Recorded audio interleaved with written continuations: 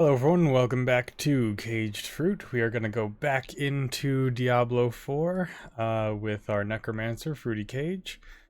Now, I know I didn't stream yesterday. As you all know, that yesterday was the 4th of July.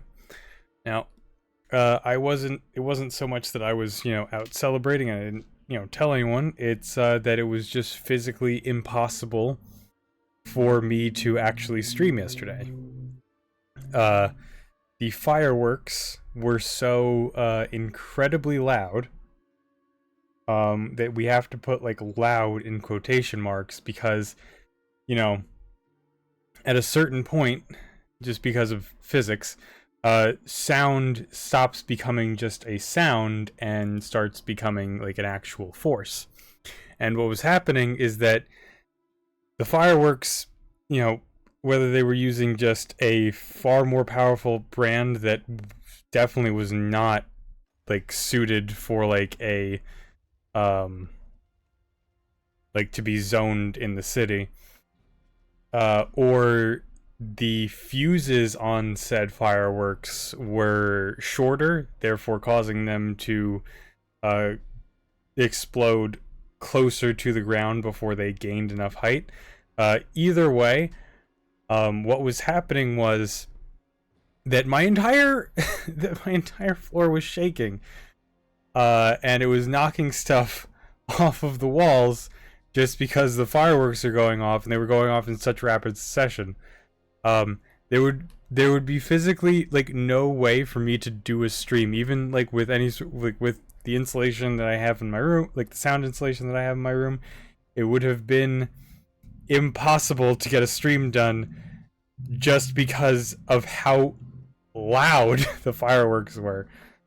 I mean, so other than, just the impossibility of the sound and everything falling off the walls, and, me even feeling just the reverberations inside my own body, aside from all of that, I also had to hold my dog, and like when the fireworks were getting like really bad, I just had to like go and cover his ears until like we got to like a calmer part of the waves of explosions that were coming at us.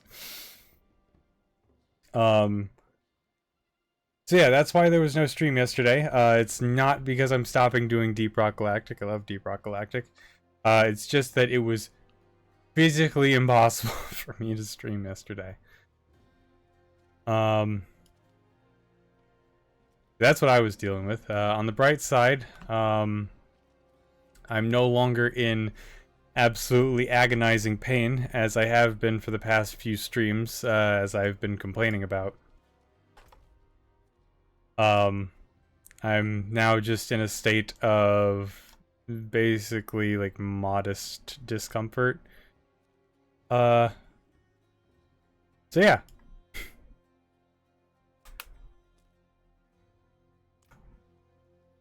With all of those bright sides and me getting a sort of impromptu day off, even though the sound didn't make the day off any sort of relaxing. Let's get back into Diablo 4.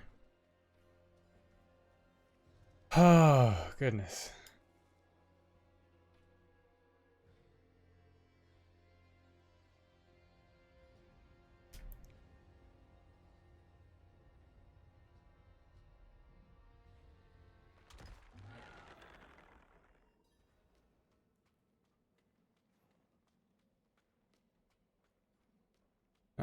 What am I doing in here? Probably should have figured that out before I started running around. Scorched Warden, Rusty Metal Key. Got it.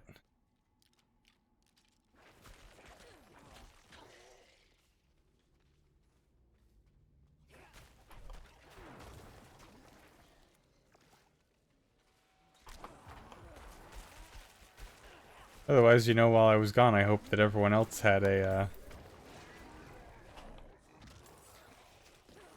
if not exciting, at least, fun in whatever form that fun has taken for you. Evening yesterday. All I gotta do is find the warden. Now, I've tried this running through everything and then taking care of the rest later thing previously, and it has not worked out well, but we're gonna try it again.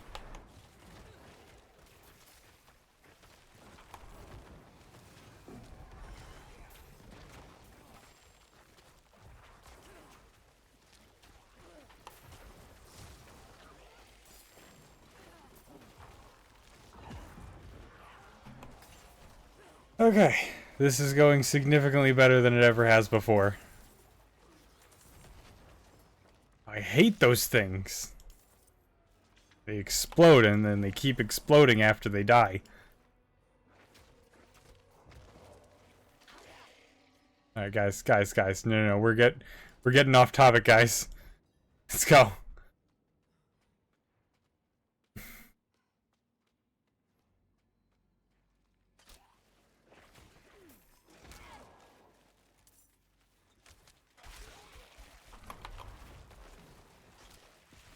Alright, where are we going? Alright, let's not waste any time on those. This is the first dungeon we've had in a while that doesn't just say, kill everything on the floor.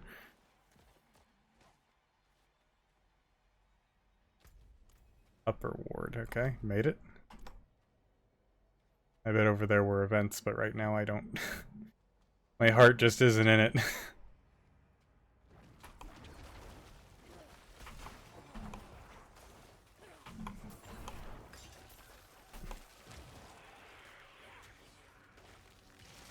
Oh, that was a wraith right there. I was like, why is one of my skeletal mages making that weird shape? Oh, now we gotta collect the animus. Okay. Nothing we haven't done before. Alright, come on, get out of there. Into the fray, all of you.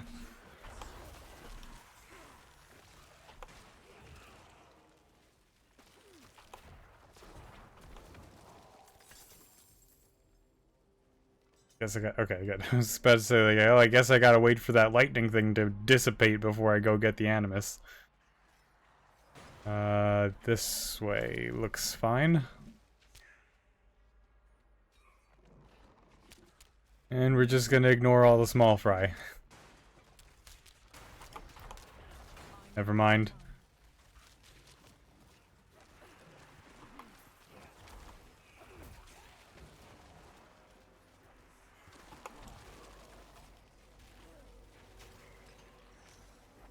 Damn, skellies are on point tonight. What happened? Did they take all their vitamins? Because I think this is the strongest the skeletons have been so far. Alright, guys.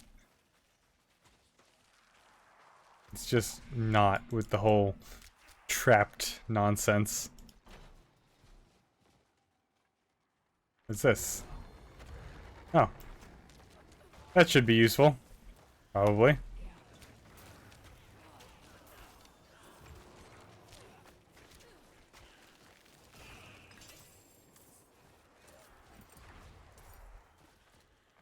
Come here. I just want a hug. Lamberg? Nope, wrong way. Started going right back down.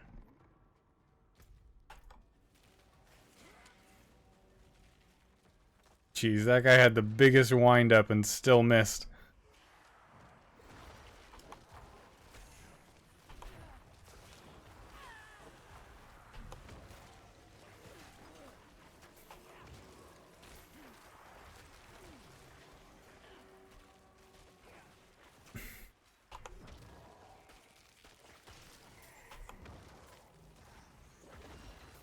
What happened? Where am I? Okay. What does he do? Tempest? Does that allow them to, like, make ice sculptures now? I don't recall them ever being able to make ice sculptures before.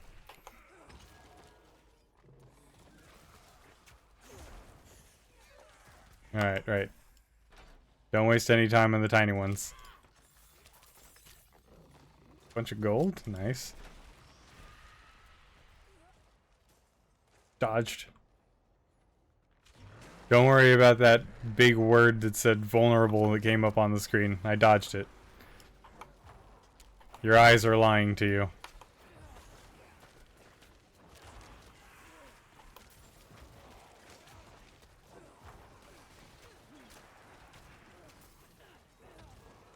Ow. I just realized I was standing in poison. That could have killed me if I didn't get out of it. Because the poison, for some reason, kills me extremely fast in this game. When usually poison, you know, at least for my experience, has always sucked in RPGs. Stuff is always immune to poison. Like the first thing that things get immune to is poison. You almost never see things vulnerable to poison. It's almost always like, oh, look at this ultra resilient thing. It's immune to like 99% of poisons. It's just like, okay. Is there anything that's vulnerable to poison? Because I spec'd into poison, think that it would be useful. Nope.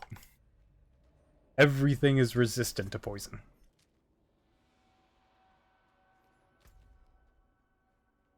Alright, where is the last animus? I swear, if it's in this like little strip, where it's up probably over here or over there. Better not be in this little strip. Okay, good. That would have been annoying, let's say. I'm not gonna say infuriating, because it would have, in actuality, just been a, like, minor inconvenience, but still. There you are. Plague something? Plague bearer. I think that means he explodes when he dies. Yep. Cool. Got all the animus into the thing. Oh. Fine.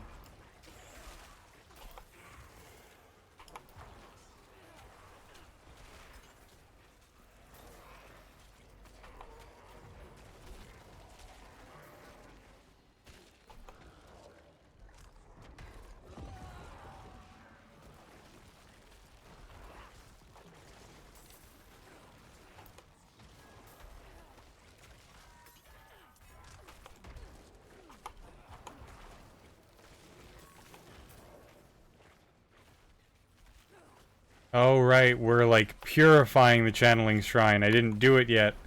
Oh, okay, so so, like, the channeling shrine does, like...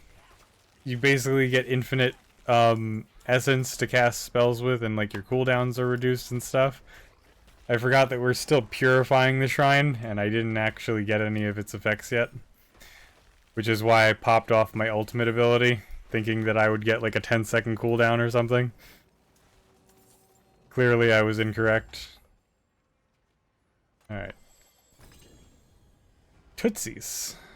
And then a fur-lined hood.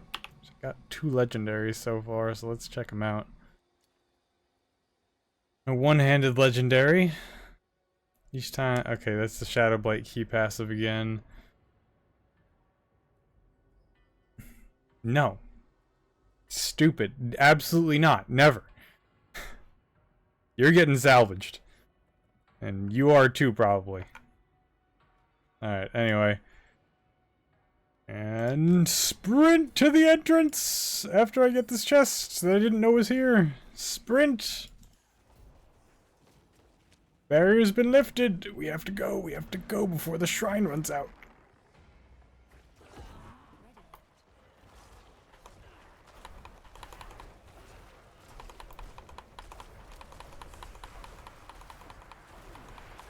See, we only had like a 20-second cooldown. There we go. And I was able to just cast the blight as much as I wanted. And now the ultimate goes off again. And we're good. Dungeon complete. Stockades, and I think I unlocked something for, I'm gonna guess, Barbarian, just because of the name? Druid. Crash stone aspect.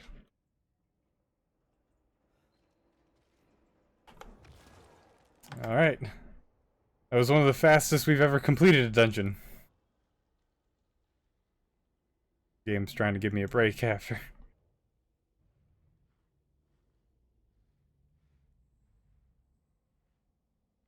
Let's see. So we don't have much left to do other than the main quest, which is in the Dry Steeps. What do you think? Should we go to the unexplored areas, or should we continue with the main story? Explored areas. Okay. And then we'll do these two unexplored areas like last, as they're like right at the border. So we'll go here first.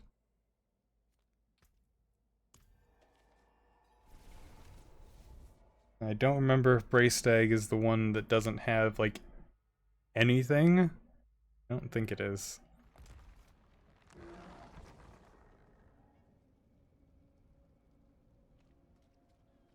Okay, good. It has a blacksmith and an armorer.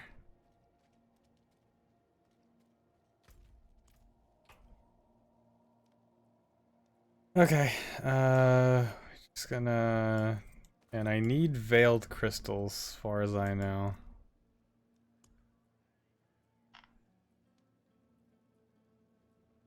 Yeah, definitely need a bunch more veiled crystals. These are getting salvaged.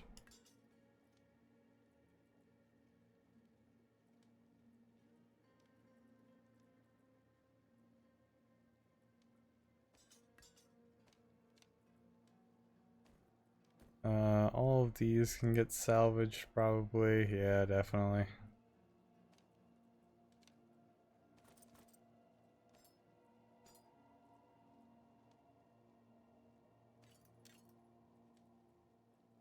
Okay, all the one-handed weapon and all the armor can all get salvaged. Blacksmith, there it is. And bonk, bonk, bonk, bonk, bonk, bonk, bonk. Yes. I realize I could just like mark them all as junk, which would probably be smart of me to do in the future and stuff. Yeah, I'm not gonna argue that I've not been doing this the smart way. No, not gonna argue that. Probably dumb of me to not do that.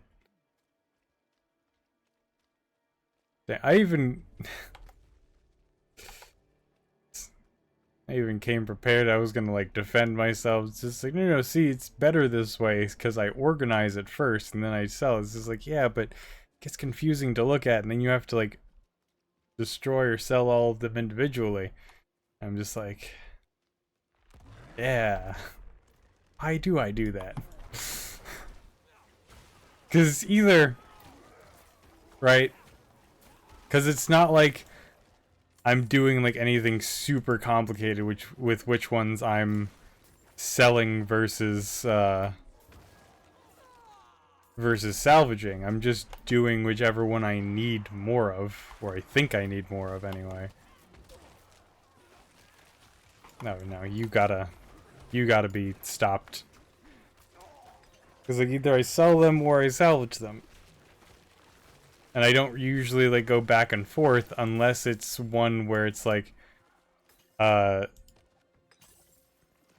I just didn't realize that one of them gave me like new cosmetics on salvage. Otherwise, it's just one or the other. And if I'm salvaging and it does give me new cosmetics, then it still doesn't matter.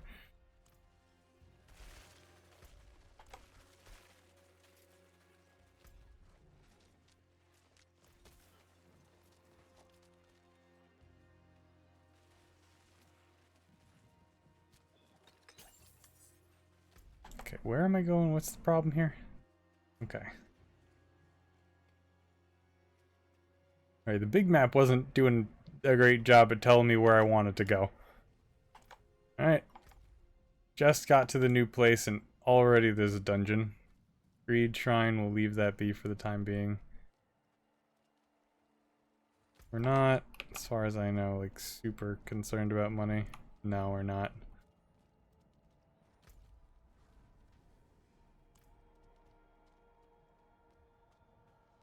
Ooh.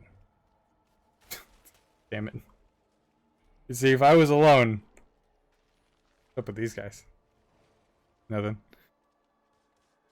If I was alone, I would have just turned around and nothing would have been the problem. But then I turned around and the friggin' skeletons immediately started attacking them. It's like, no! Get back here, Jimothy! Stop it! Stop acting on your own. Foolishness is what this is. Ill-advised foolishness. Nope. Oh my god. Stop it. Get away from me. I just want to go into the cave filled with more werewolves.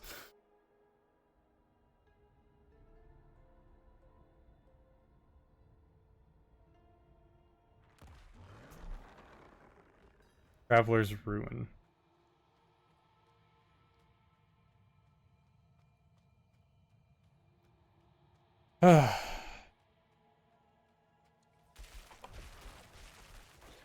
Get squooshed. Slay the Howling Maws. You never want to fight anything considered to be a maw. Oh, there's one.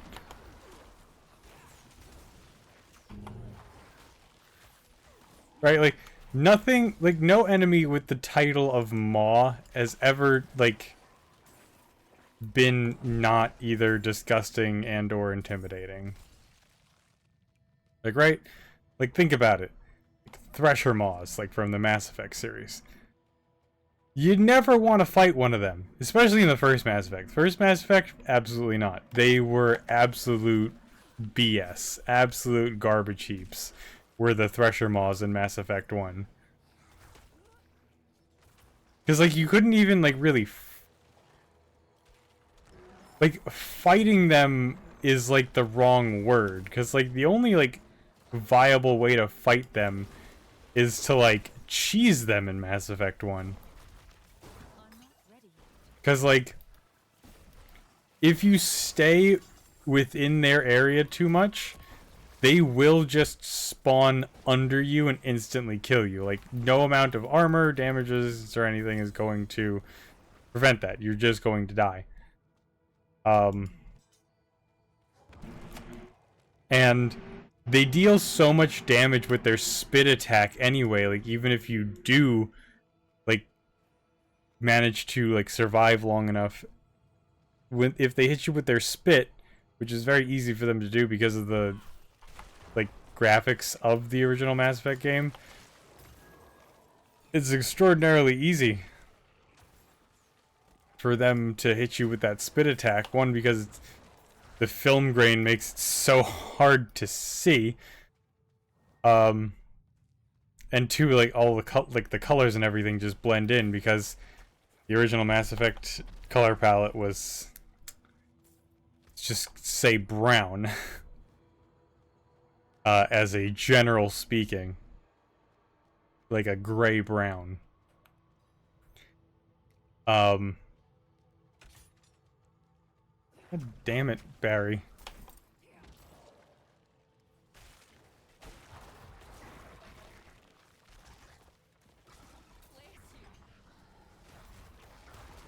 So yeah, like, as soon as the spit hit you, it's like you're, what was it? It wasn't the hammerhead. The Mako? Yeah, Mako. The Mako would be absolutely torn to shreds almost instantly. It's like you'd get hit once, and then you'd have to spend like 2 minutes either just dodging and hopefully not getting unlucky, because the Mako controlled like absolute dog dookie, or hiding outside of the lair. Which was just annoying, because if you hide too long outside the lair, the like the Thresher Maw goes back underground, and then you have to like re-trigger it.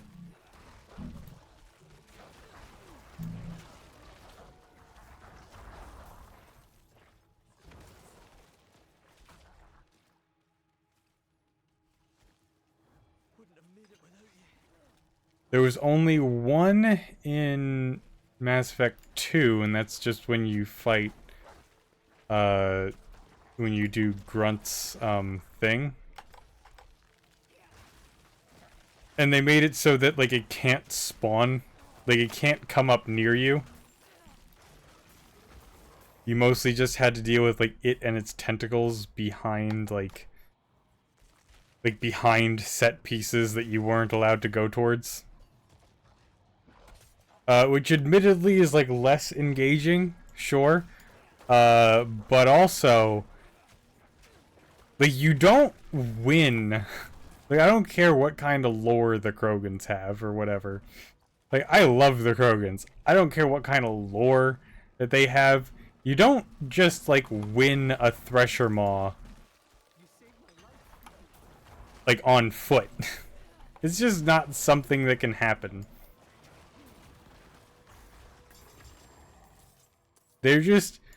They're worm creatures that can tunnel through solid rock and digest literally anything, like including spaceships. And they come, like, they can cut. Oh, I accidentally right-clicked. Whoopsie poopsie.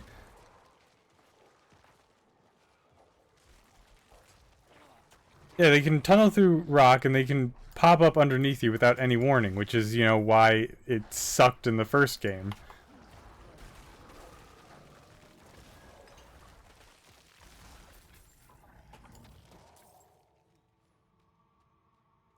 Yeah, absolutely no. No Krogan ever has like defeated a Thresher Maw in like a quote unquote even fight. Or fair fight, quote unquote.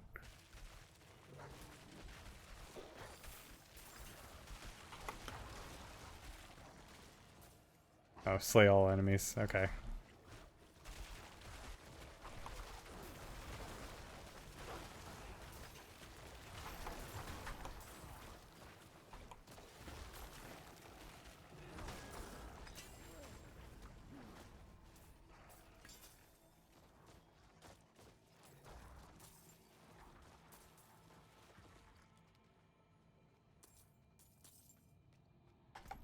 Now, all that being said, I do absolutely adore the Mass Effect series. The Mass Effect series is gorgeous, and it's an amazing series. I have perfected the series on more than one occasion, and I do not regret any time spent doing those things. It's just always like a fun playthrough. I love the original Mass Effect 3's multiplayer. I love nearly all of the characters I adore. But, you know, I'm not gonna sit here and pretend like there aren't, like, anything wrong with the games.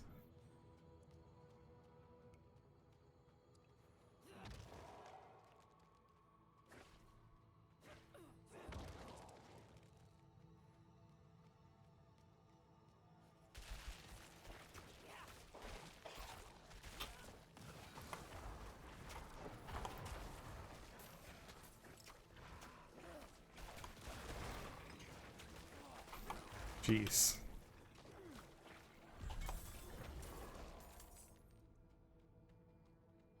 Howling Warren complete. Aspect of Arrow Storms. Rogue. There is no ranger in this game as far as I know. Again, I could be wrong. I didn't really look at the classes past when I saw Druid and Necromancer, if I'm being totally honest.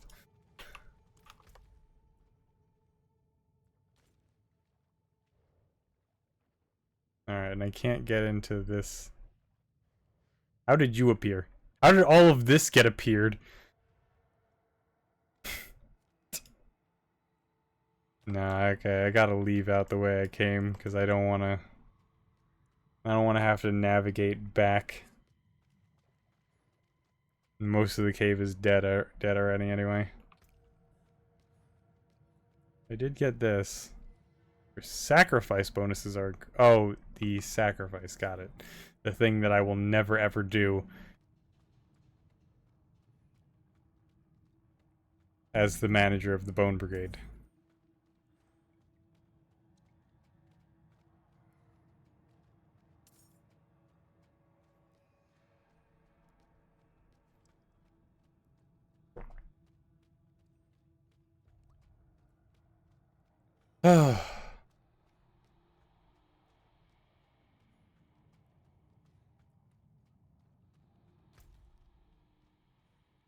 Where am I going? Okay, we're close. Good.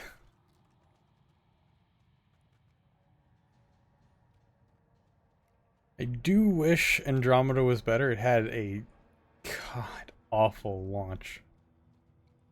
And a lot of the mechanics were also god awful. Like,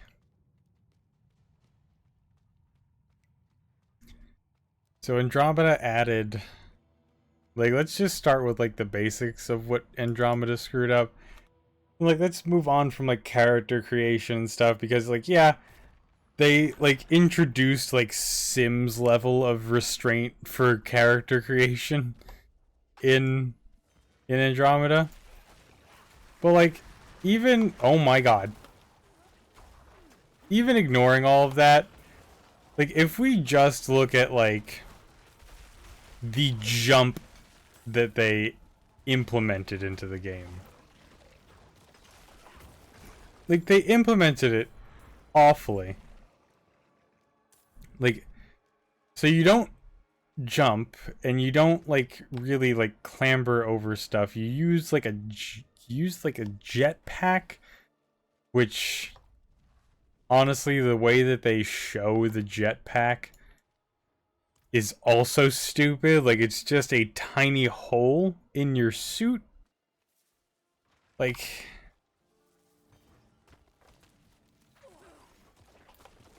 I get there's like a lot of like science fiction-y things and like tech is small. It just feels kind of like the way that it looked was kind of dumb, first of all.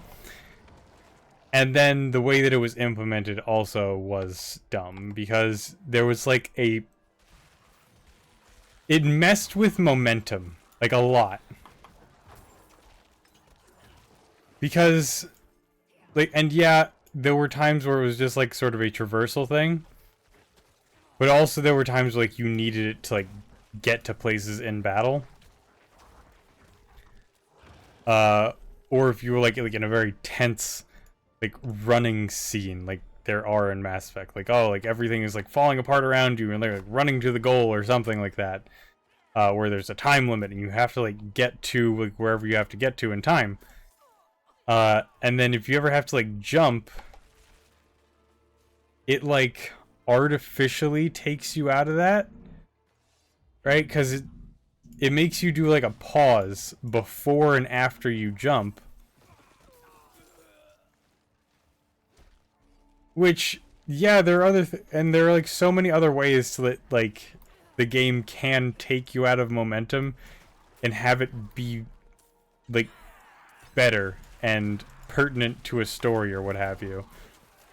Like, oh, like you're running, and then like, oh my god, like your character stop being able to control your character because like a set piece just fell in front of you, or like you were about to jump onto something and the set piece fell, and like your character had to like hold on for dear life. Like, those are all ways of like disrupting your momentum without like, and it have purpose, like, you know, other than just being a bad game mechanic.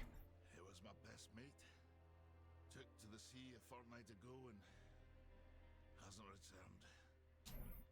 I heard his vessel met the rocks beyond Stormbreak Cove. the coast to look myself, but I can't see him like that. Welled up with water, fit to burst. It's like a brother. It's not right. Could you see if he's there? He has a tattoo on his neck. A seafarer's spear. You can't miss it. I'll think about it. Let's see what else. Like that was just like the jumping that they messed up, which, you know, we don't have to talk about how long jumping has been in video games and why that would be an issue.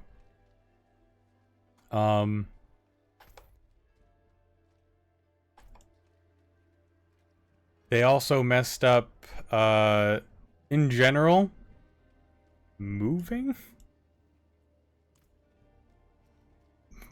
Like, I don't know, like, what it is, if, like, it was, like, a bunch of, like, micro collisions, or, like, the characters were just getting, like, caught because they put, like, too many polygons in the geometry of, like, the floor or whatever, or too many, like, collision points, or they didn't smooth stuff out, or I don't know what they did. But the characters, like, at very many points in the game would just, like, act very jittery. But, like, not, like, a lagging jittery, or, like, a dropping frames jittery. More just, like, the character models just seem to go out of control.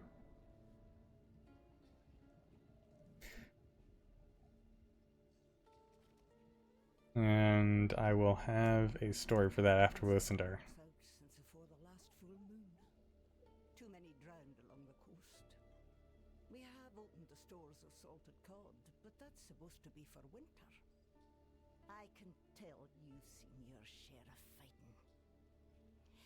If you can cull the drowned, we have coin. Drowned? This isn't Minecraft. This is copyright. I see this lady down here summoned her broom again that disappeared during that little speech. Right, so like the character models being like super jittery sucked. Because it wasn't just and like it said with the jumping stuff, it's not like just traversal problems, it was also combat problems. And I don't need to tell you why walking is an even more essential part of combat than jumping is, but you know, it kinda is. So in like the very first mission that you have, like out on the planet's surface, like right after you get off the ark, I died like 3 times because my character frequently just got caught on the ground. And you could say, like, you know, like, oh, you know, you just didn't like run like fast enough or whatever. It's like, no. My character didn't just get caught like on the ground and I couldn't move, or like caught on something that I didn't see. Like, no, my character got caught on like so many tiny things so quickly that first off, they started walking like a penguin. It's like their feet just sort of like did this over and over again. And then eventually it got too much for the model to handle. So it just put me into a T pose and didn't let me move. It's just like, oh, okay. Thanks for that.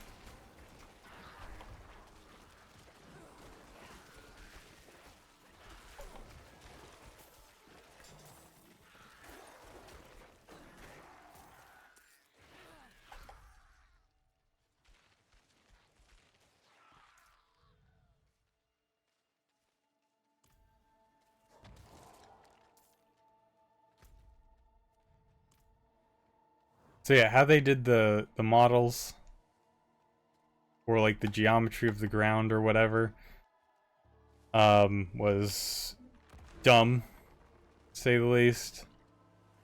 No Lilith? Okay.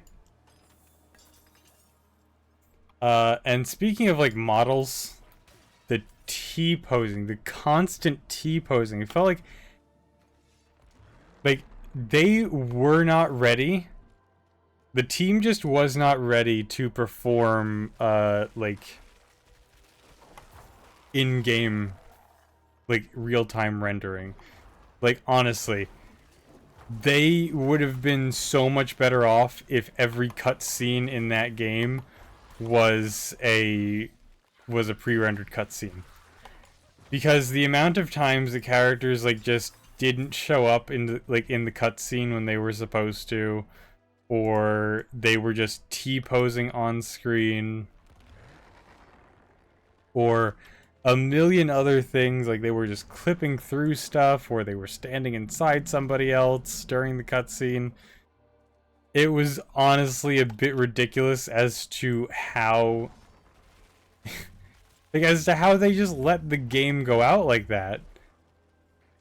And that's like not, again, that's not me seeing stuff online. That's just like literally me going through the first mission. And I played the entire game and it was full of that stuff. It was full of me T-posing like in the middle of combat, which, you know, caused me to die. It was full of the cutscenes just like not going right. And it was full of the jump feeling like crap. Now the power system, as I recall, I don't remember it feeling awful. Like, as far as, like, the power systems go in the games, like, Mass Effect 1 was awful. Of course, so many things in Mass Effect 1 were awful. I honestly don't know how the game got, like, a sequel, and then after the sequel, I understand how it got a third game, but, you know, first game, not so much. Wait, where was I? Right, so, like, the power system wasn't as terrible as the first game. But it absolutely did not feel as good as the third game, which, you know, sucks because the third game existed. But why is its beacon unlit? I don't know, should we relight the beacon? We're gonna do it anyway.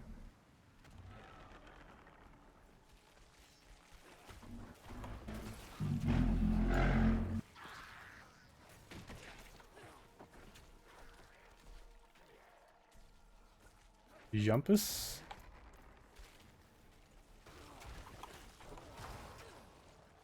Find a way to the lighthouse.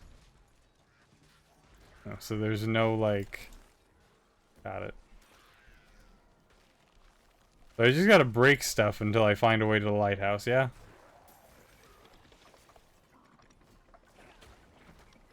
That's how we tend to figure things out in this game.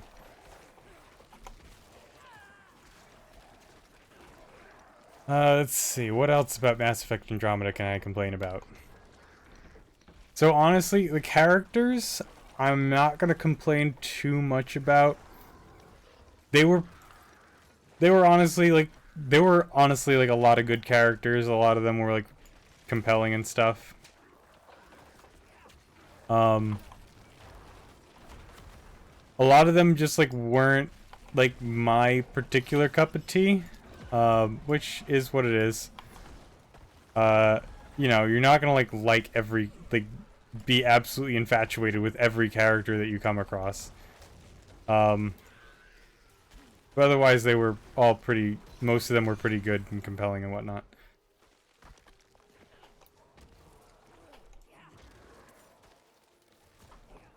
So those ones I'm not gonna complain about. I think the story was kinda dumb. I just couldn't, like, get into the story.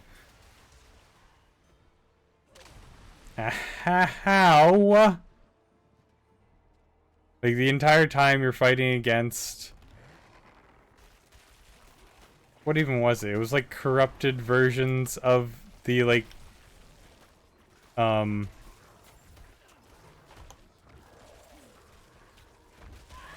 of the race of the area that you were in, or whatever.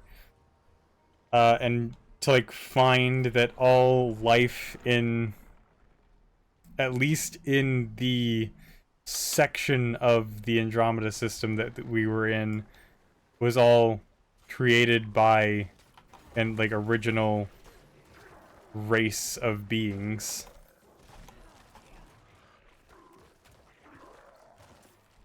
Which I don't like that kind of story anyway. I didn't super like Prometheus was a good movie. I just didn't super like the oh, aliens seeded the life on Earth and whatnot. It was just kind of annoying. I just don't like that kind of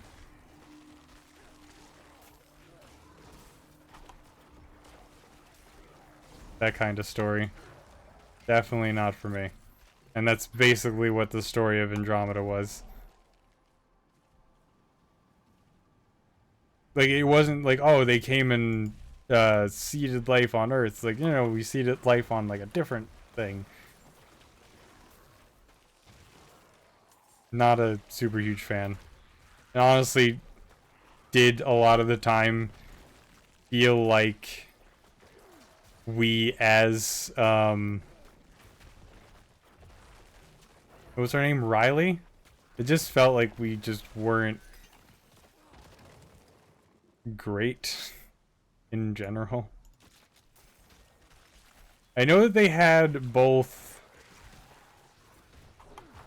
male and female Riley in the game. Which also, kind of dumb. I don't know. Maybe it's just because I'm an only child that I didn't like the whole sibling aspect. Especially since they were out of commission for half the story.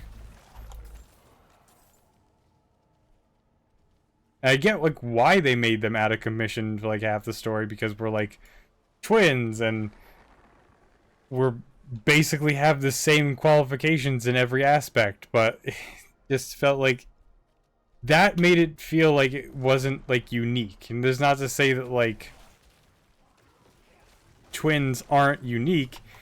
It's just that the way that they did it, because the nature of it being an RPG video game,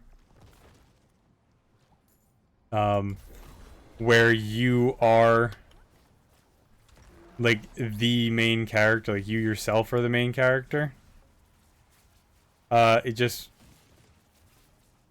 in general wasn't great. Wasn't a great execution. Where is the thing that I'm apparently missing?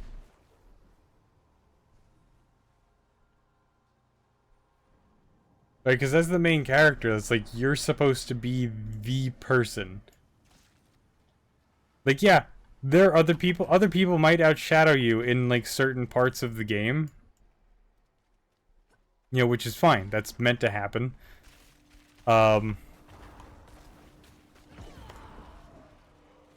But it shouldn't be oh, half the game there's somebody who could have who literally is the exact same as you. And the only the nature of you being the main character is just because it's a video game mechanic. There's no other reason as to why these people would be loyal to you and not your sibling, because they're basically a carbon copy of you. Down to your personality. They are effectively just a carbon copy. Jeez, these things are murder. Anyway. Again, not to say that twins are carbon copies. They're very much not. But the game certainly treated them like they were.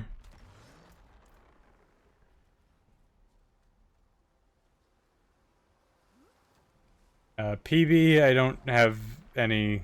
Like I said, I don't really have anything to say about PB.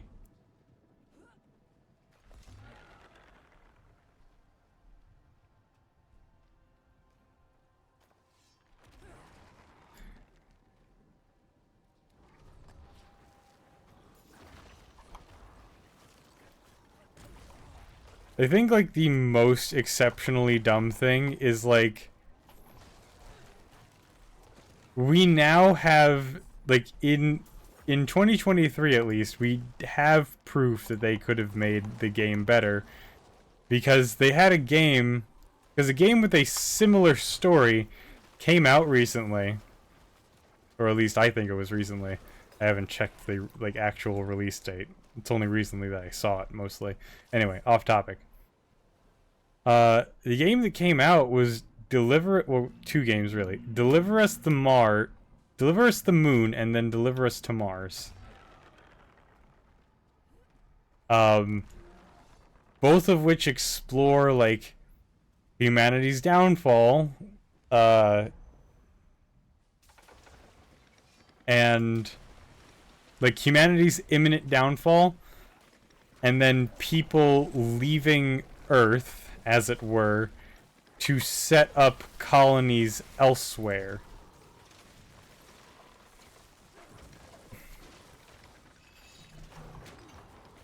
Now again, not like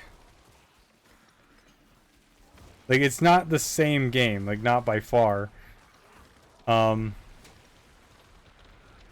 But geez, it was friggin' possible, and it was done to make like a compelling story out of that. And I realize Mass Effect is a story of like intergalactic politics and what have you. Deliver Us the Moon and Deliver Us Mars also has like geopolitical stuff in it as well. Which, you know, and if you go like, oh, well, you know, it's geopolitical stuff and not like galactic policy, it's like same difference. Okay? Same difference. Strength increased by 2. Cool.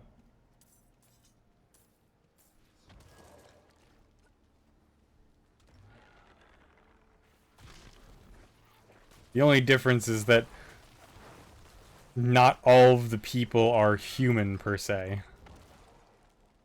They just skipped over all of the like human thing. And that's not to say that there weren't any human elements, because they were all based off of human stuff.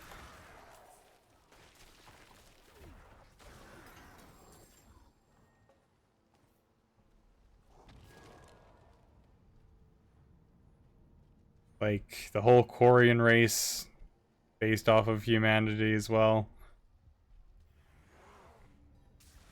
Tally specifically was like admitted to be designed after, I'm quoting this, just designed after the Virgin Mary. That's not me like reading into it. That was like by the devs.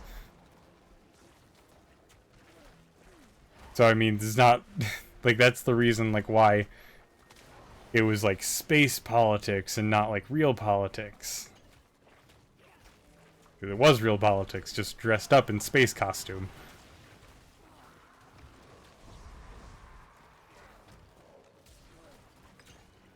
Where was I? Oh, right. Just how Mass Effect Andromeda. It just didn't get any of it, like, across.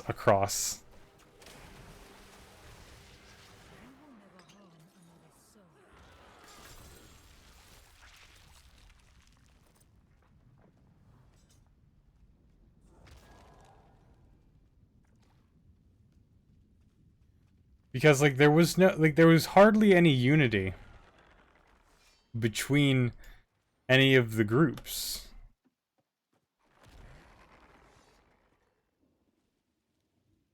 Like, that arrived in the Andromeda Galaxy. They just sort of got there, and then they just kind of went on their own adventures. And, like, nobody, like, I still had to, like, garner favor to get help from people. Which was a tad bit ridiculous, if I'm being completely honest.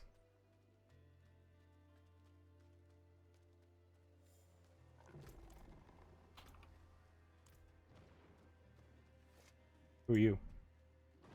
Whatever. long as I can go across the bridge now. I don't care.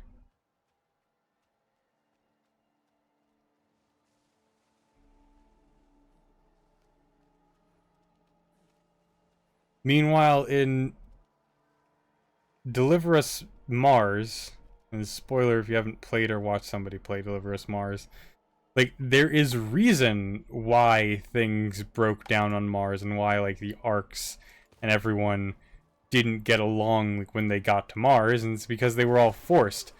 Literally nobody in Mass Effect Andromeda was, like, forced to be there, yet they were all acting like they were forced to be there.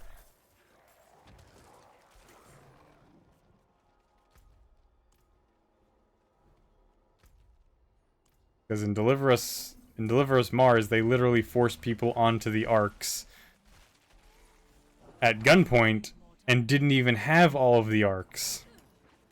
In Andromeda, each of the Arcs, like, each of the individual Arcs were capable of like, terraforming stuff.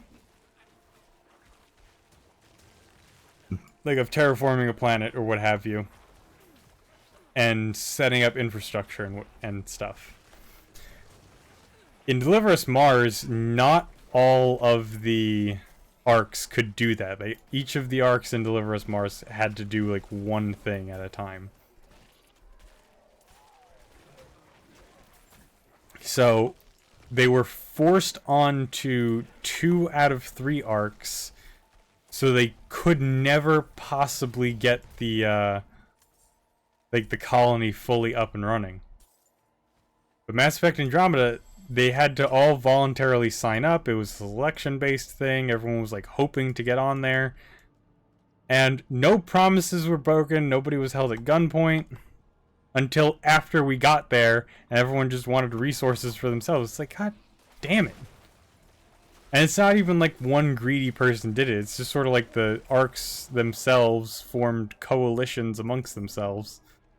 And it's just like, how did this happen? We were all in cryosleep. There was no time to be making all of these alliances.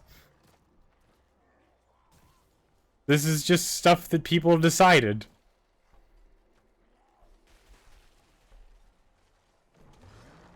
Like, on a whim, it seems like.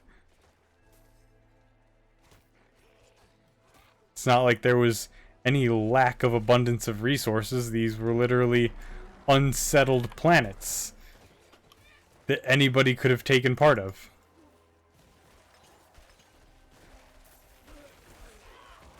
And it's not like they were uninhabitable either.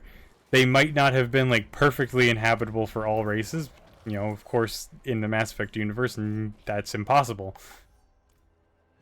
Just because of how races in the Mass Effect universe work. But still. Like, they had other life, so, like, there was game to be had and things to eat. Fauna to study and whatnot. And even if there weren't, we had all the samples and everything to grow stuff from our home galaxy. All I'm saying is, like, there was... In Andromeda, they just had a very, in my opinion, poor reasoning.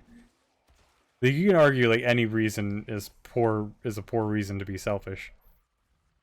But in Mass Effect Andromeda, like, even more so. Like, survival was hardly a part of it.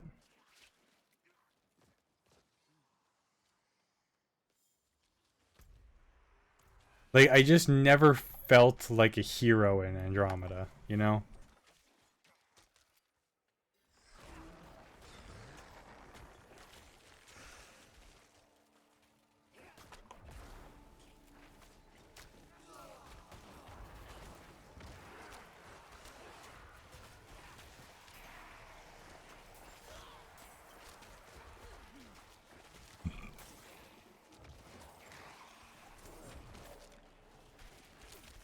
Spoiler for Deliver Us Mars and Deliver Us the Moon. You're still not a hero in those games, but it felt like there was, like, actual stuff that you were fighting through. And that, like... it's like there were solid, tangible odds that you could overcome. Much in the way that the original Mass Effect trilogy had. That there were, like, in the first game, it was a lot more abstract. But second game and third game, you had, like, solid, measurable things that you were fighting against and that you could, like, you could visualize and conceptualize in your brain.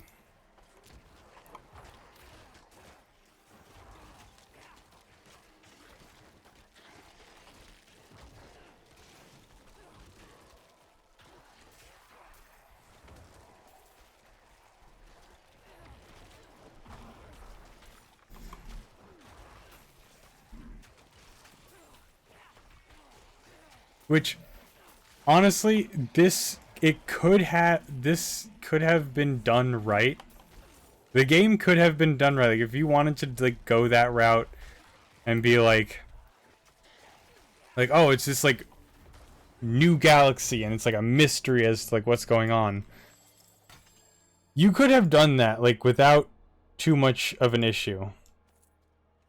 Like, no problem. If you didn't, like, market it as a Mass Effect game, like, they marketed it as, like, oh, Mass Effect is back after all this time. But it just didn't feel like a Mass Effect game, especially after, like, where 3 left off.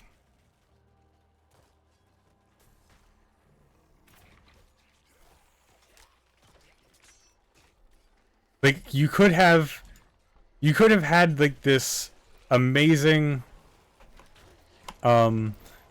story of, like, and a mystery game of being in a new galaxy for whatever reason. Like, any group of humans didn't even have to be in the Mass Effect universe. Like, any group of humans could have done this. Like, and it could have been in the Mass Effect universe, just marketed as a different style of game. This doesn't make any sense. I checked on them a few days ago. Yeah, now they're dead. Grandchildren, they... Check around. Cecil wouldn't have left them alone.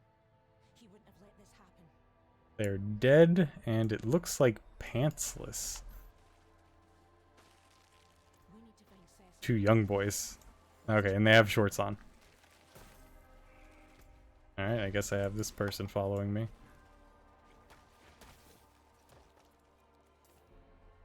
Alright, like, you could have done, like, the Mass Effect thing. You could have just advertised it as this, like, mystery game. Again, as Captain Riley, you were a scientist first and foremost, and you just, like, went, like, straight into combat and, like, killing things and people without, like, too much... Like, there wasn't too much coercion or, like, fighting to get you to kill somebody from, like, never having killed somebody before. It just... There was... Which, you know, like, yeah, it's a shooter game. Like, what do you expect? It's like, yeah, but it's like a very much story-based RPG space fantasy shooter game. Alright, it's not like... Alright, this isn't Call of Duty we're talking about. There's more to it.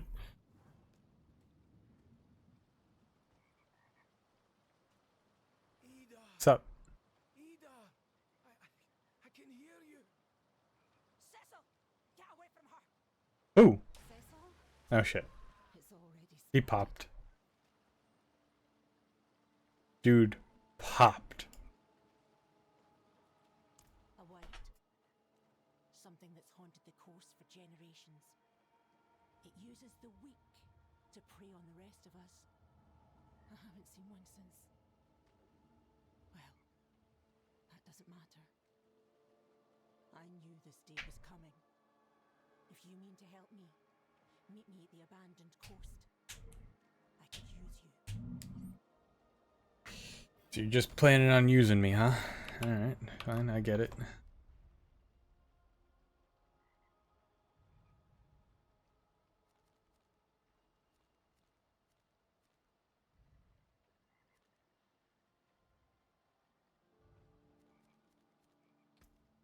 But back to what I was saying, like, yeah, it could have just been marketed as a different kind of game. They didn't have to tie it back to the series at all. Like, because they like tied like Shepard into it like very much barely, and it was just dumb. I guess I'll unlock a glyph socket for no reason. I didn't need to, because I can't find glyphs yet anyway. Thank you. I'll tell the boys we can get back to work. We've been restless, being on land this long.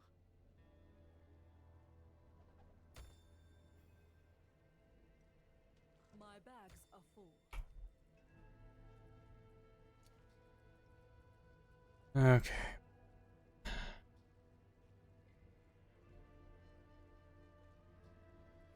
Whoa. Alright, this is worse. In total.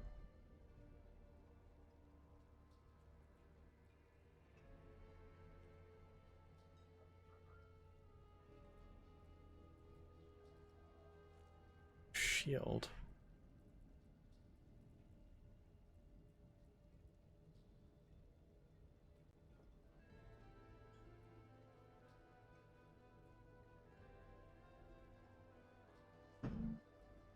Where was I? Talking about something. Alright, just...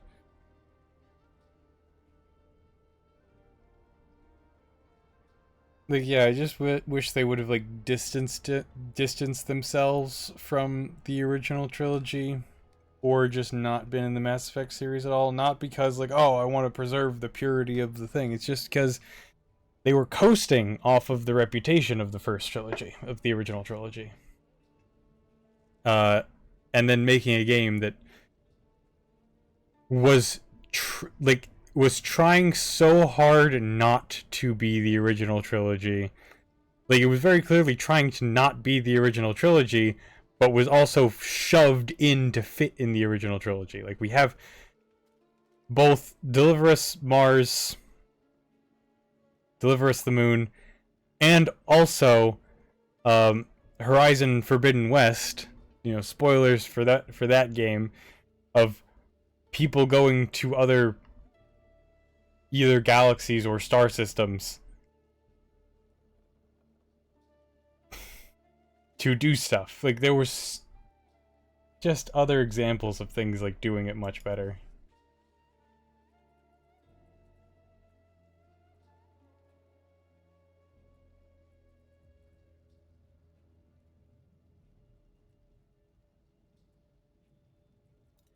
Like, and that's just the story part. I've already expressed my grievances with what I had to deal with while I was actually playing the game.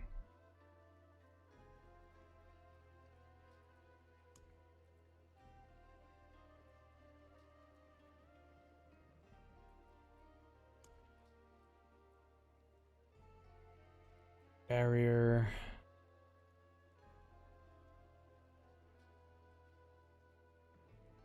Immune.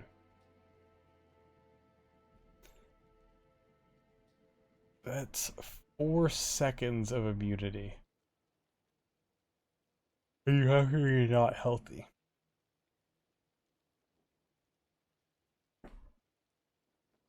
For now, I'll get rid of it. Put those pieces to good use.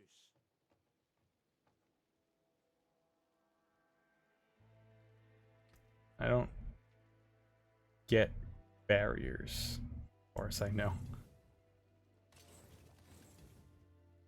Here's what's left.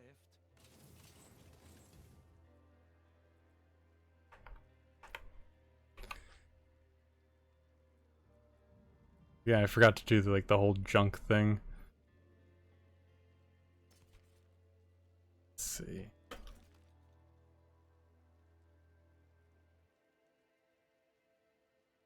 .5% and 8%.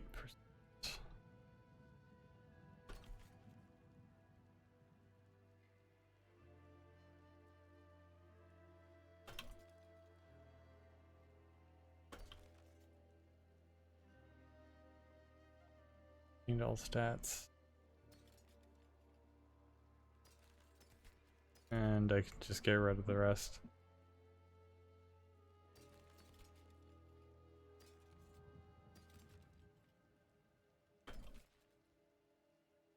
And they're popping off again.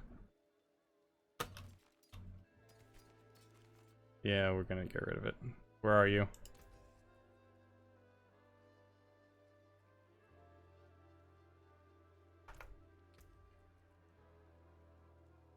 Ooh, do I wanna...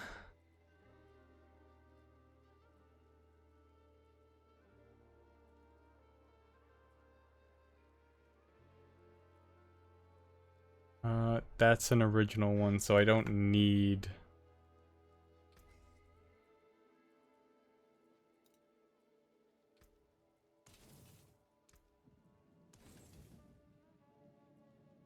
Alright, cool.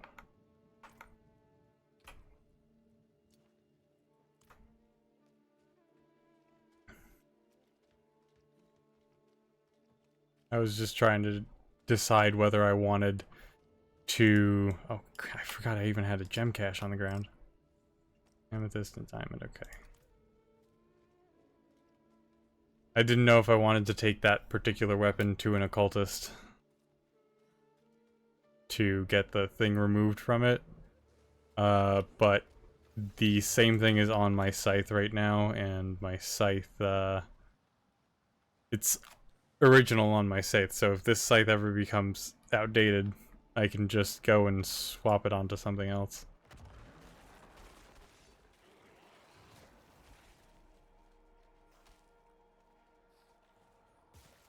Hunting, of course. This is an old victim of hers. Must have floated out of her lair. We must act quickly. Cecil and his grandsons aren't the only ones the White will hunt down. We'll need the Whites here. There should be plenty in the village. She damn near wiped us out the first time.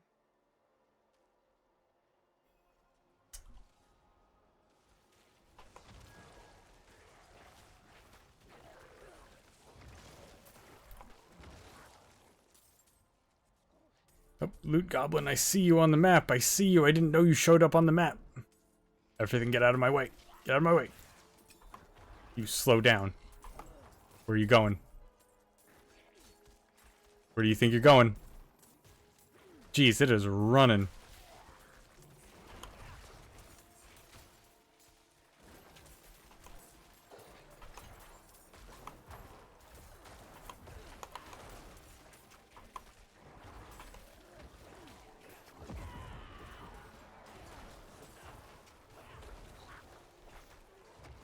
Oh, finally. There we go.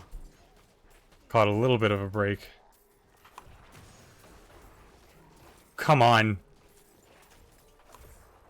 Don't give me that crap game. I did not engage with the monster. It attacked me.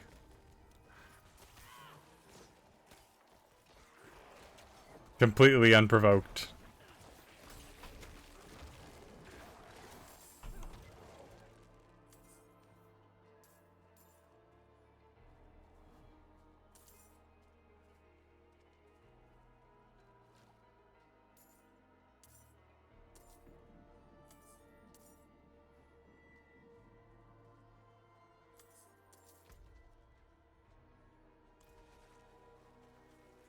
Collect hair from growths. One of the most disgusting things I've ever heard of.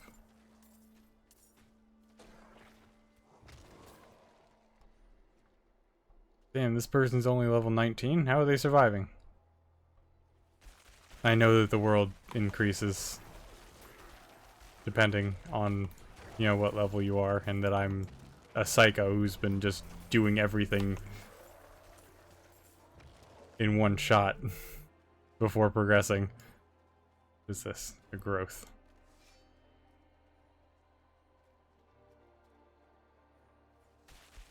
Okay, well I know what they look like now.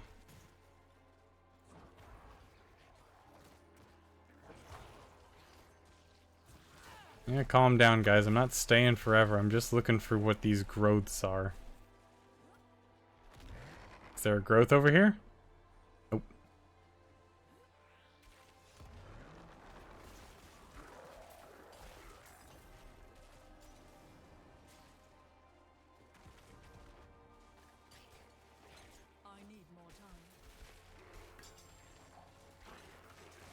Let's see.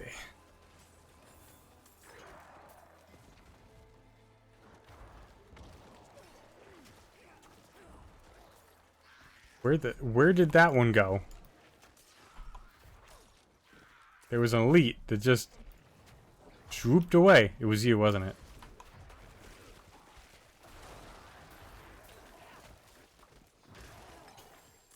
Alright, there we go. Amulet.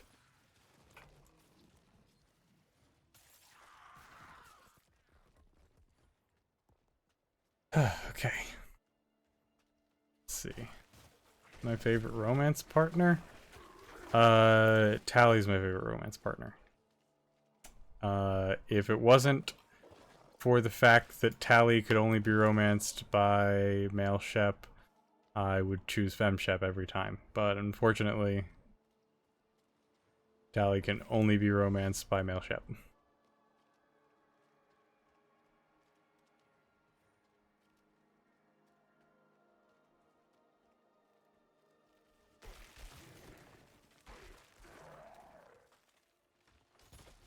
Least favorite partner, Ashley, and I don't feel like I need to explain that, and therefore I will not be explaining why Ashley is just not a viable romance partner.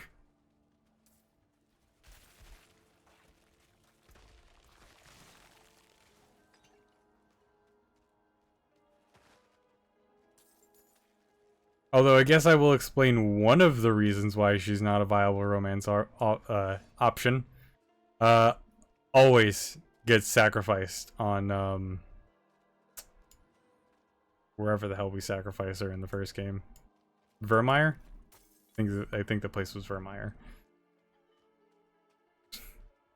Always. Without hesitation, always. Oh, that's just one of those things.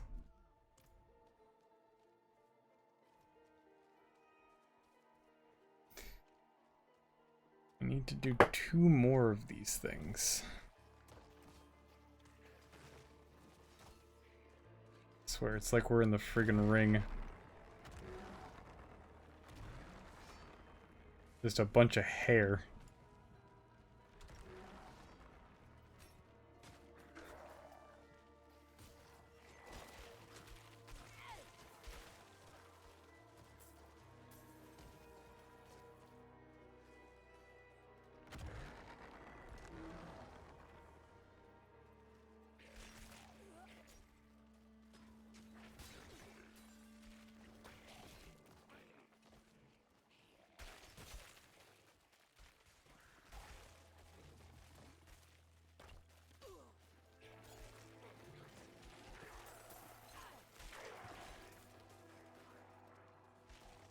See. I have never ever done a Renegade Shep run. I feel too bad each time. Like if I ever choose a Renegade option, I feel bad. Except for, of course, in the Citadel DLC. Then I never feel bad about choosing the Renegade option. I mean, I do keep, like, most of that stuff still Paragon just to get, like, the good outcomes that I want. But in the Citadel DLC, the Renegade options are so funny. Like, how normally they're, like, supposed to be, like, hardened. They're just sort of comic book villainy in the DLC. And it's great. I love it.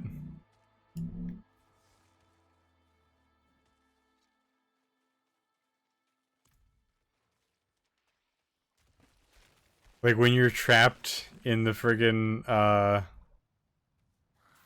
in the archives and you're just like I don't sound like that, do I? I don't sound like that. I'm more in control. I'm cooler than he is.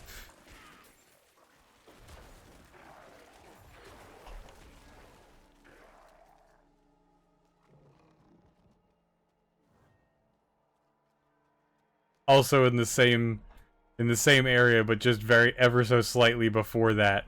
It's like I'm gonna take your head and I'm gonna mount it on the Normandy CIC, and then I'm gonna take your head and I'm gonna mount it right next to his, and then I'm gonna take both your heads and space them out the airlock.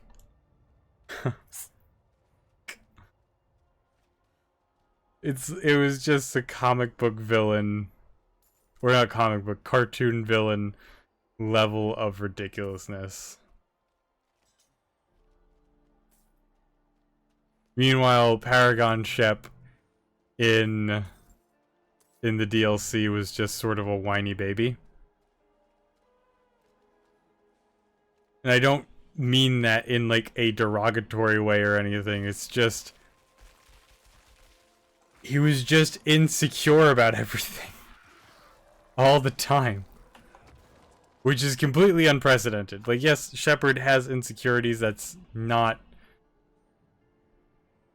to be argued with. That's like one of the main struggles in the game, is Shepard dealing with his insecurities. But the fact that he was just like an insecure teenager as Paragon Shep throughout like almost the entire thing, whereas Renegade Shep was either hilarious or sarcastic,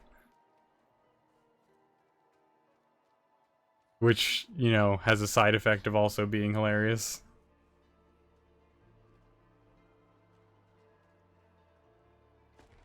Again, this applies purely and only for the DLC.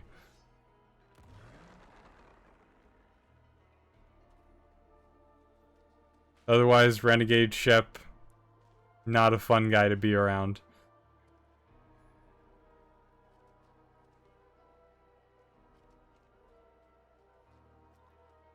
Paragon Shep is at least a bad dancer. You can take comfort in that.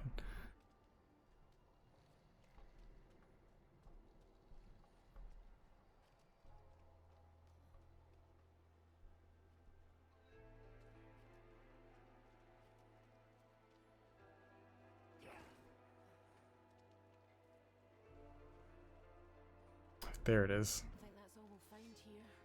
Jeez, I feel like it took forever to find those. Let's check the beach west of here. It should have something. West.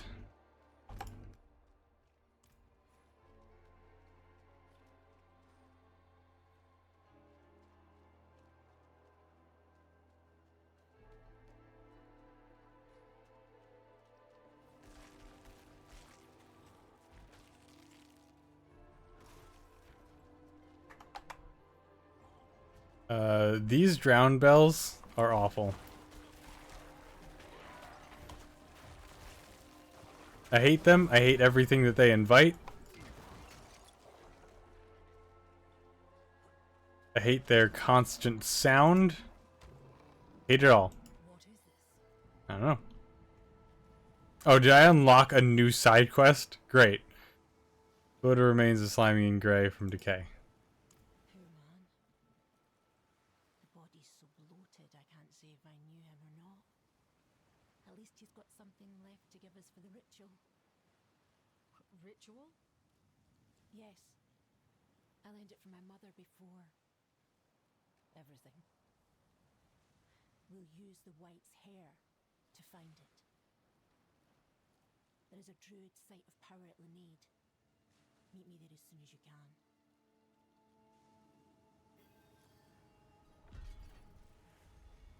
Meet at what I call that. Okay. Alright, what is this? What did I find here? Harvest anima from drowned. Okay, that's the big area. Okay. Great.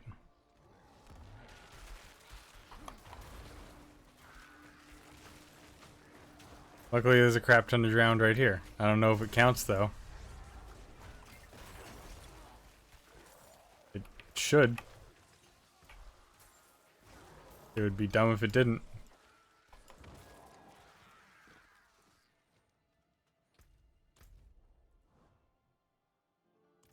Didn't. Therefore it is dumb.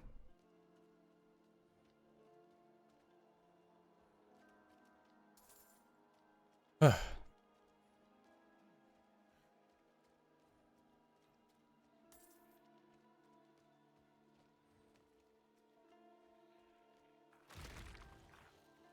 someone has already left anima for me. Thank you to whoever did that. Oops, that was the wrong button. That was the swap window button. I just needed the map button. On the map.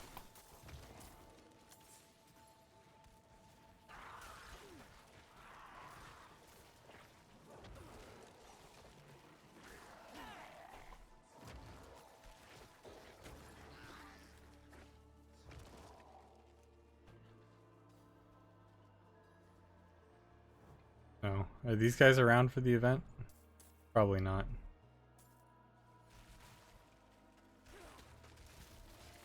Alright, what are we doing? Okay. This should be easy enough.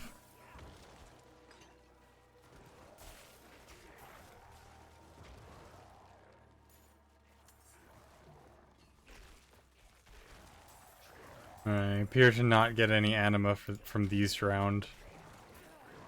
Even though they are showing up as things that would normally give anima.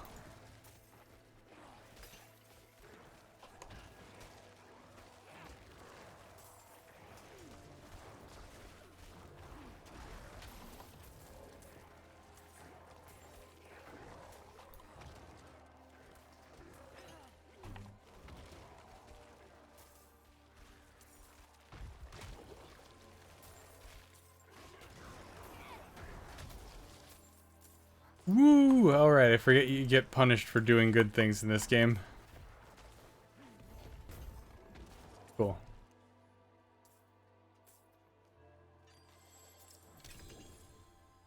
Amulet! Less of an amulet.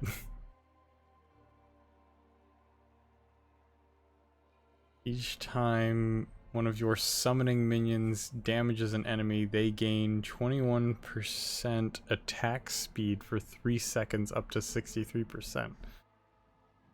That is insane!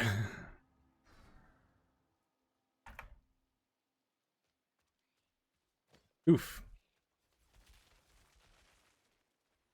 Thank you, other people, for just leaving all of the anima on the ground. Just gonna go over and collect it all, just because it's already entities taking up space on my computer. Might as well grab them.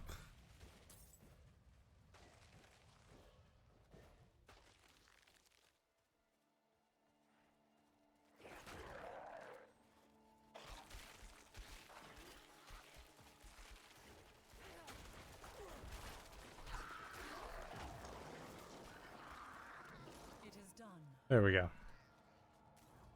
Well, now what?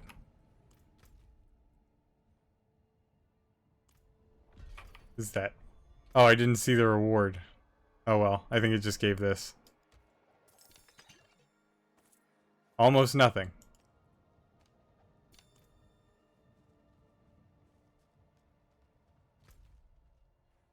Alright, then we're gonna go to Untangling Truths.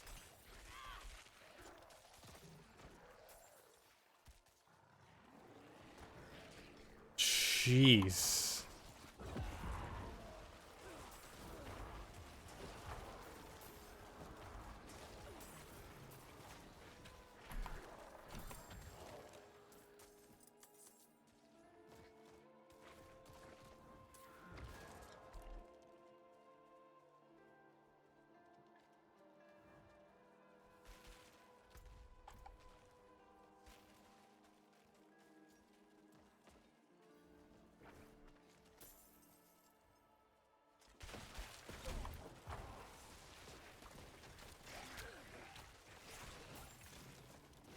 Jeez. Who launched that fireball?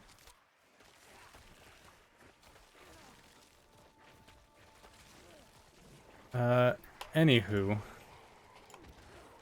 see.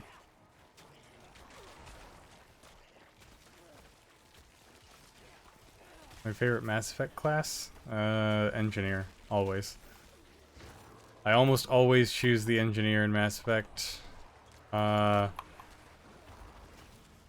find it's the easiest one to play as, aside from, like, probably the Adept. The Adept is probably by far the easiest one to play as. I just prefer using the tech side more than the magic side. I know it's science and biology and radiation and space magic, but it's space magic. Alright, come on. So yeah. Engineer is my favorite one. It offers, in my opinion, the most benefits. It offers story benefits as well. It's not just like a preference, even though it is like my preference, and I chose it even before I knew about the story benefits. The only time the engineer is not beneficial is friggin' what's it called? Is in Mass Effect 1.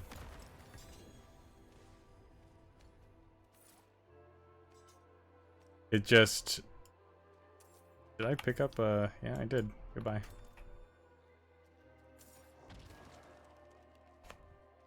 Or at least in the original Mass Effect 1, in my opinion. It just... The soldier in the original Mass Effect series... 1,000,001 times better than basically every class. For one thing, you can use every gun effectively. It's not to say you can use every gun, because every class can use every gun, but if you choose the engineer in Mass Effect 1 and... Yeah. Watch your step. The spirits hate outsiders. Cool. In Mass Effect 1, like, you can use an assault rifle as an engineer, but the your crosshairs were massive. There was massive amounts of what's his face? Oh, I can't think of the word. Of deviation in your shots. Like, there was zero accuracy on it.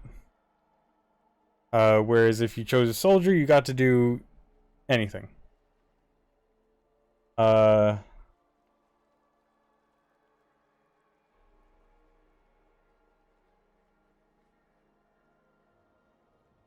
That's the only time where it's like wasn't beneficial to be an engineer, because the power system in Mass Effect 1, as I believe I mentioned when I was talking about Andromeda, the power system in Mass Effect 1 was awful. Like, it didn't... It's like weird to like explain. It just didn't feel like anything made contact that wasn't the gun. So it became very difficult to like get a feel for your powers and get a feel for like what was working and what wasn't.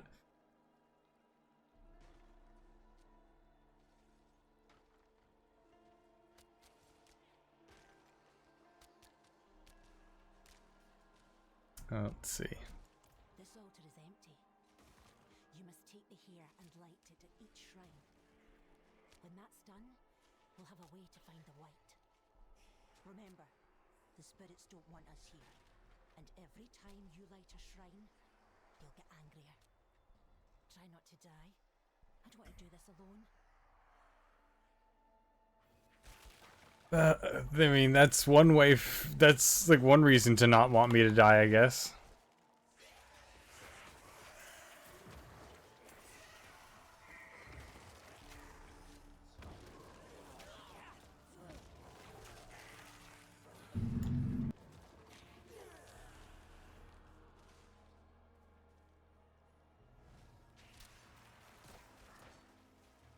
Okay. What else?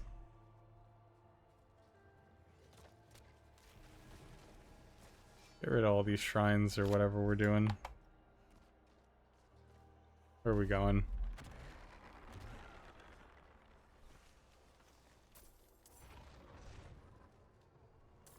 What benefits does the engineer give? Alright, it did say that the engineer gave benefits. So there are some things that you can like skip over, or that you have advantages on, in if you choose the engineer. The biggest one that I can think of is in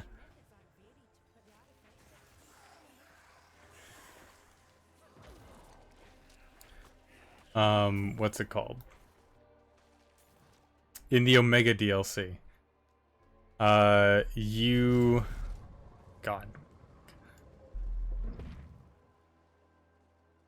There's a point where you have to like disable a force field that Arya and Nyreen are in. And if you...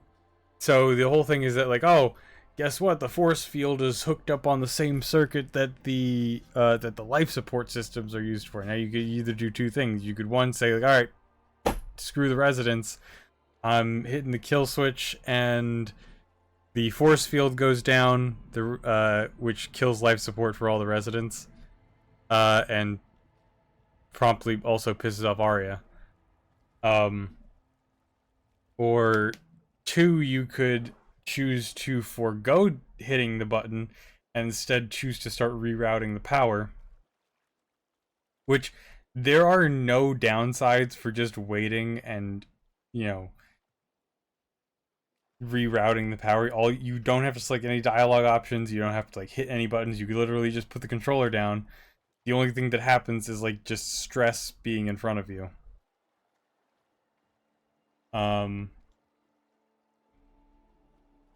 But Nyreen gets mad at you, which at the end of it all doesn't matter. The result will effectively be the same in any case. Arya will be proud of you and use your actions to scold Nyreen, which is whatever. Like not cool from Arya generally speaking.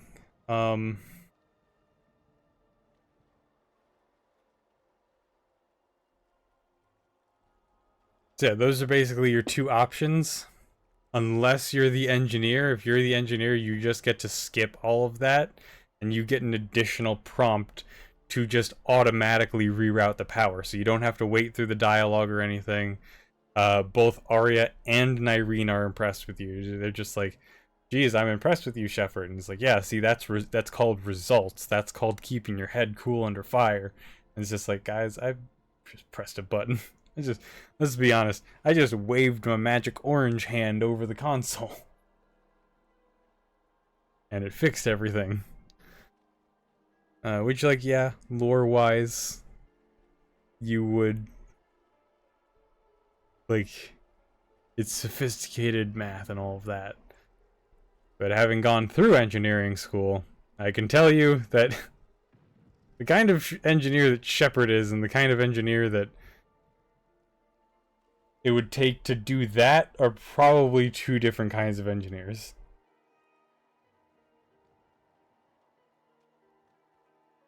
Alright, let's see what this person has to say.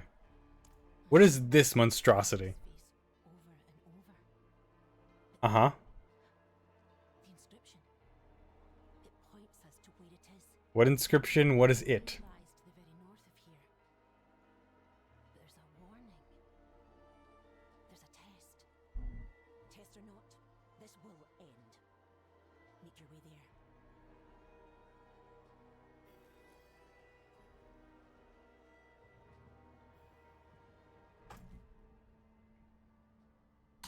Ooh, I already did that. Sorry. Oh wait, no I didn't. I did that one. Okay. Well, there was a reason why I wasn't doing anything yet. Darn it. Still no.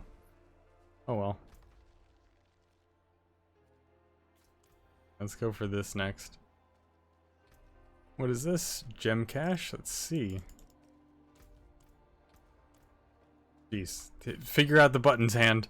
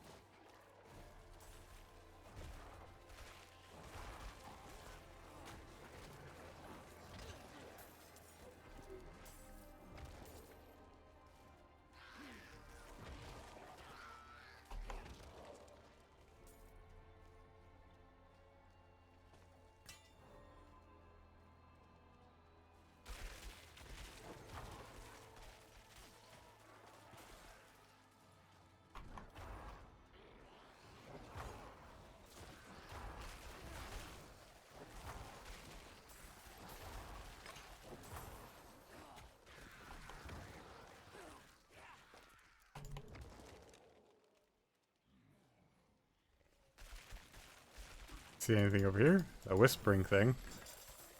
With pants. The world cannot stop reminding me that I need to wear pants. Even though I have refused the RSVP multiple times, they continue to attempt to remind me. For Ben. Ben? Ben Tennyson?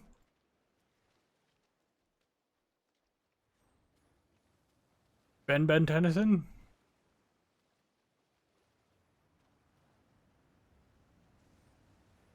Oh my god, jeez. I don't know how I was meant to see that. I did. That was very much hidden. You, what happened? Okay. You screwed up.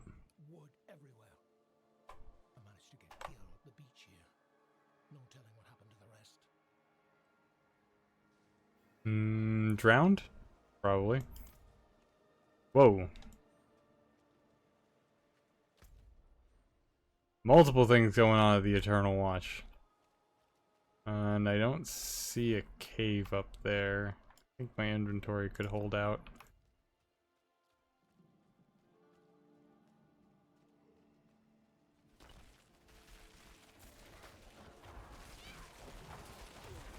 Wow.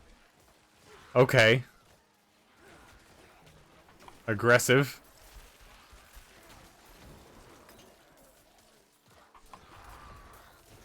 Hope you didn't max the spawn limit on me.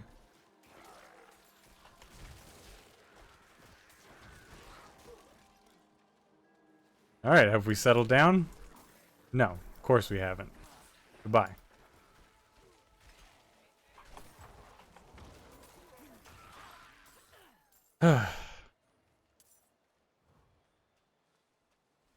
I forget the last thing that I talked about.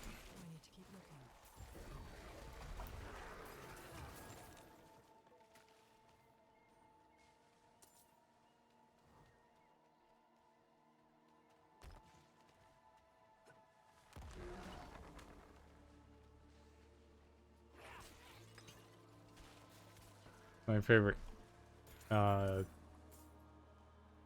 word. Who's my favorite squad mate? That would either be Tally or Garrus. VR is up there as well.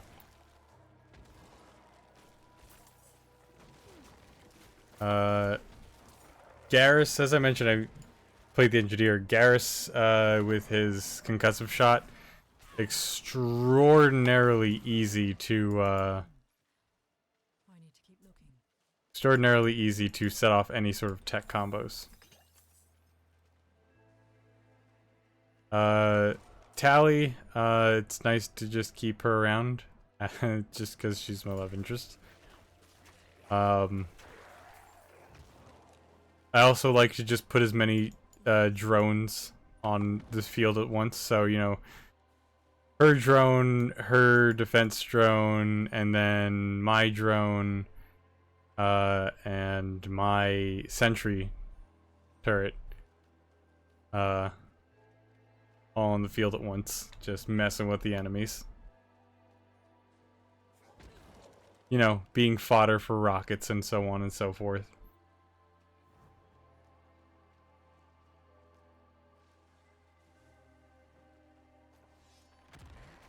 Boom.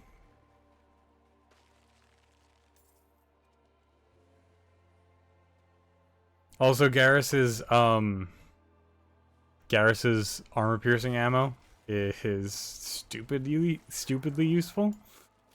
Like, absolutely ridiculously useful. Especially in Mass Effect 2. Mass Effect 2, it's unbelievably useful, because in the higher difficulties of the game, like, everything gets armor. How many more corpses do I have to... Dang it.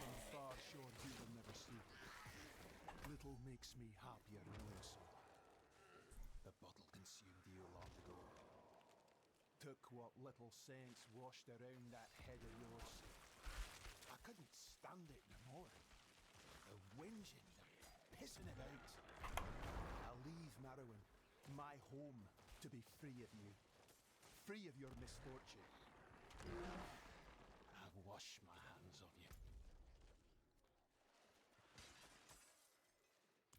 you. You're all the way over there. Jerk. Anyway. Like I said, Garrus has like a lot of utilities. Tally is nice to just have with me. I love her dialogue. Liara is great to have, again, incredibly useful. She, because of how the power system works, Liara can set off all of the tech explosions just like Garrus can. The only thing that Liara is not good against is shields. Just because of how biotics work in the game. But her warp ammo, also insanely useful.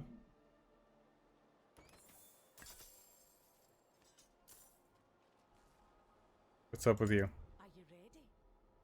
Why do we ask that before we do something we must, regardless of readiness? Let's go. That is a fair point.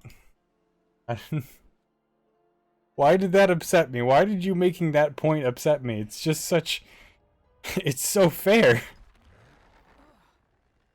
of this place. It's like the fairest thing I've ever heard.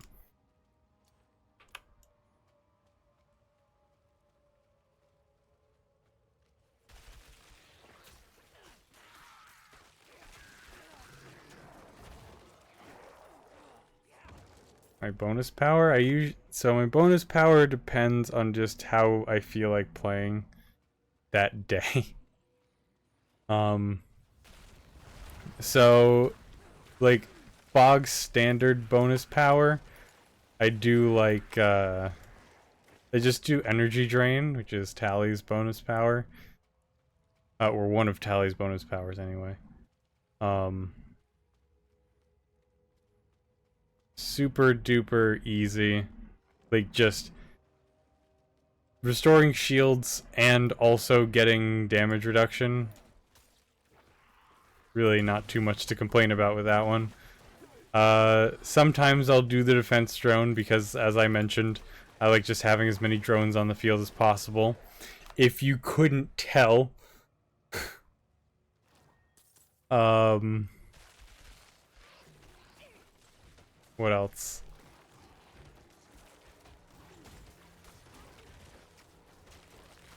Let's see, energy drain, defense drone.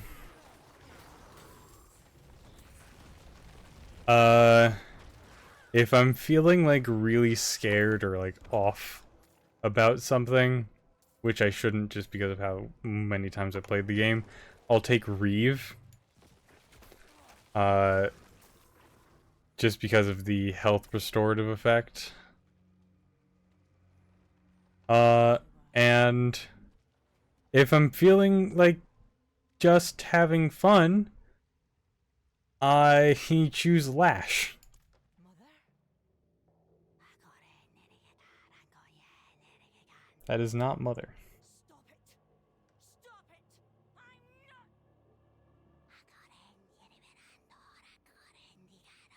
I don't think it's unintelligible. Clearly it has meaning. I am not bitter. I am angry. Uh-huh. I do not have the soft heart you did. Mm-hmm. Again, not unintelligible. There's clearly meaning behind it. Is the end.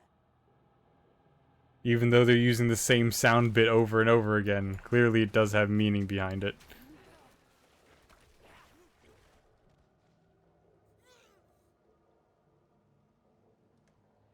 You good? Spirits. That's done. I'm leaving. I won't just stand here moping.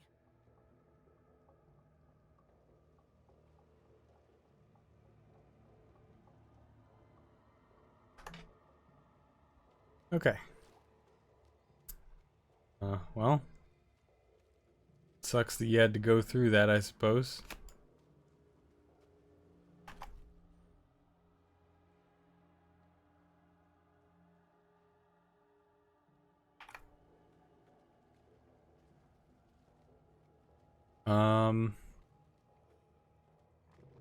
Yeah, so if I feel like I'm having, like, just having fun, I choose Lash. Because I know I could choose Jacob's pull, but Lash is so much better in so many different ways. One, if you choose Lash, you can, that means if you do choose Liara, you can set off any sort of biotic combos with her. Or any other biotic squad mate. But let's be honest, it's Liara.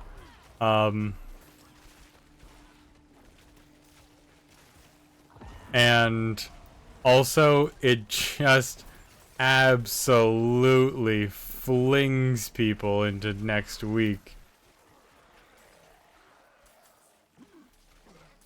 Which I could always get behind.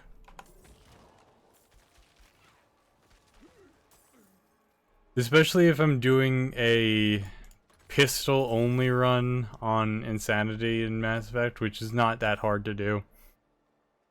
If you do Lash, it just makes it so much easier. Because one of the things that you run out of a lot in at least pistol only mode, which not a mode, but you know, self-imposed rule of pistols only. And when I say pistol only, I mean basic pistol. We don't do any like scorpions or carniflexes or what have you. Basic M3 Predator pistol. Jeez.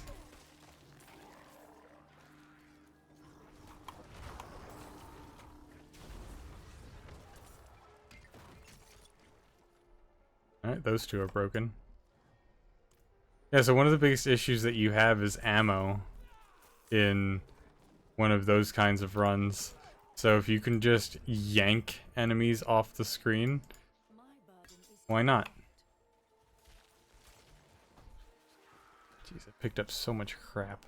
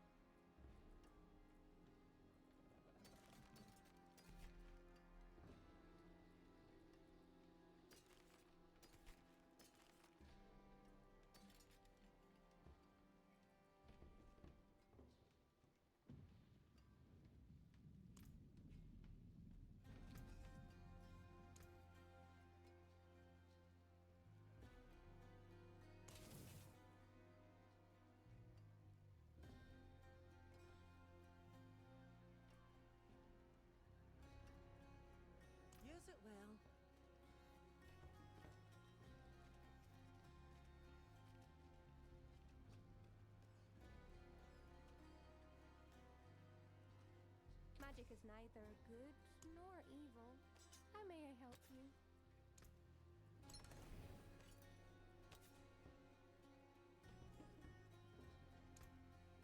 Create new magics from the old.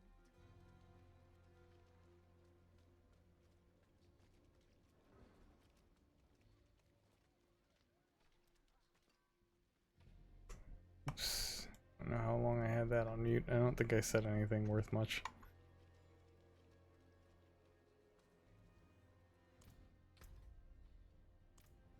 The reason why I mute myself so often is probably, you could probably hear it, but it's just the people who are drag racing outside. Very annoying. Again, I don't know why I put so much care into it. Does not matter where I put them in the chest at all.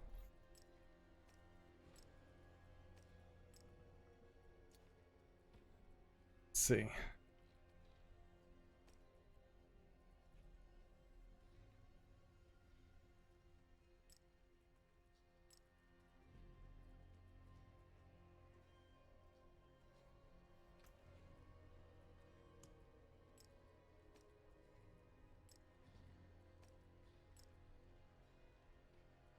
That can become a regular ruby.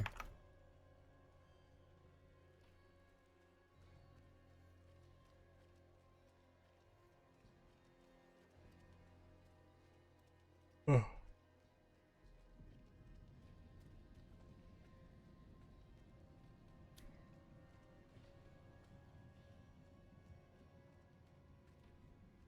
There is power in these stones. Sure. Here, take this. Stars made manifest.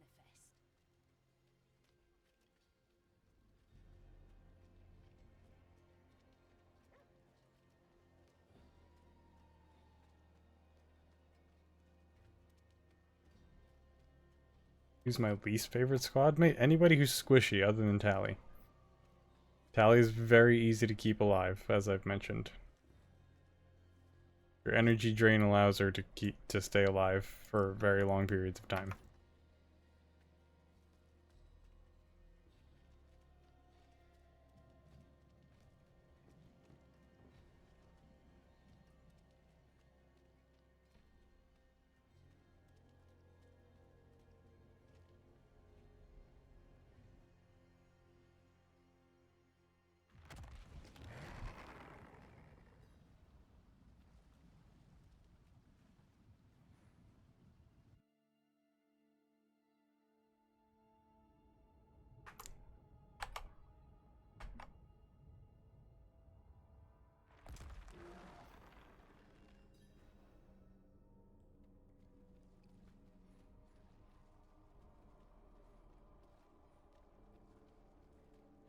Did I play the online multiplayer? Yeah, I did. Love that stuff. Don't know why they didn't implement it in the legendary edition. Honestly, mistake. Definitely missed opportunity there.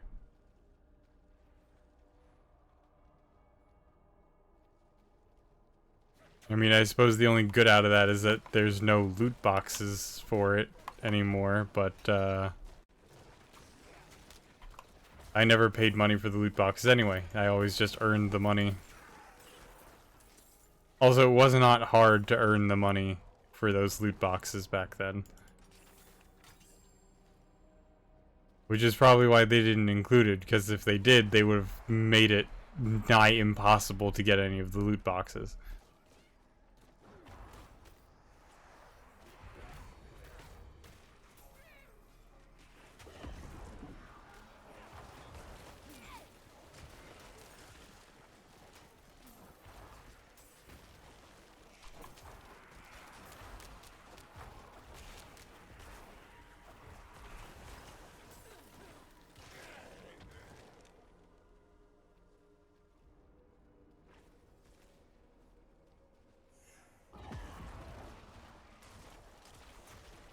Alright, that was a mistake, but I have barely any cooldown anyway, so it doesn't matter.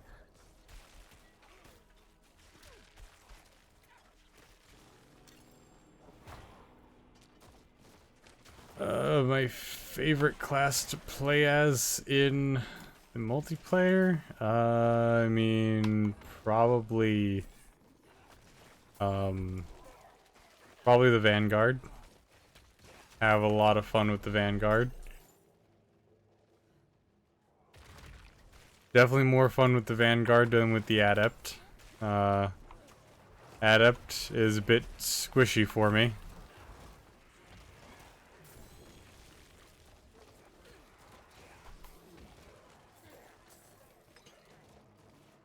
Not to say that Adept couldn't do, like, Adept could do so much damage. I just prefer the Vanguard. They have a bit more bulk. And if you play them correctly, it's very easy to get out of situations. Even if you're on, like, the hardest difficulty, which most people just never play Vanguards on the hardest difficulty, because Vanguard, you know, the whole joke is that Vanguard go charging in, which, yes, Vanguard do go charge. You know, much like Marines and Titans, Vanguards eat crayons. We understand. This is all, we all know this.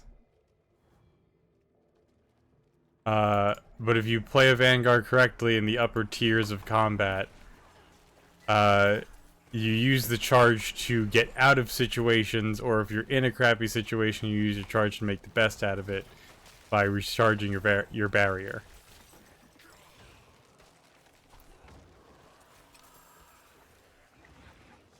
And any Vanguard can be great. One of my favorite Vanguards is the Volus Vanguard. You know, biotic orbs and everything. I just love that they made the Volus playable in the multiplayer. Absolutely made my day.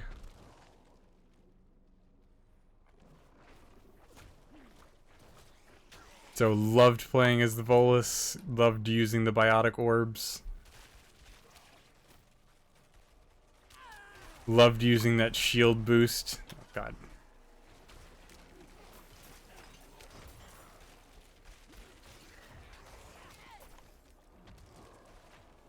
Can't tell you how much that shield boost kept the entire team alive.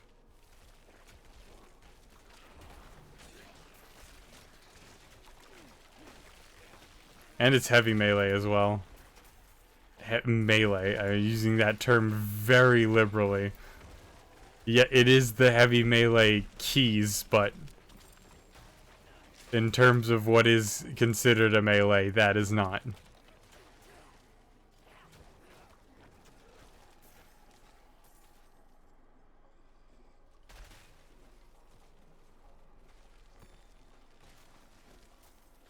We have received more reports of undead prowling the north. The Glen folks say these creatures are the work of a necromancer. As the locals tell it, a healer named Thomas turned to profane arts after his family succumbed to illness. It could be just a legend. However, it warrants further investigation. If this fiend is real, we must destroy him. Go forth, knights penitent, and show the unbelievers that we can cleanse this land of evil. Blessed be the light. Watch Commander Anche. We got Cool. separated. My friends were cut down. I won't last on my own.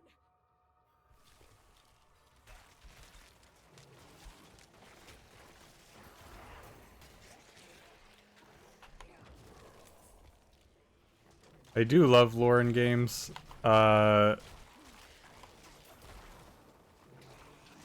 Maybe it's because this is my first Diablo game or whatever. But,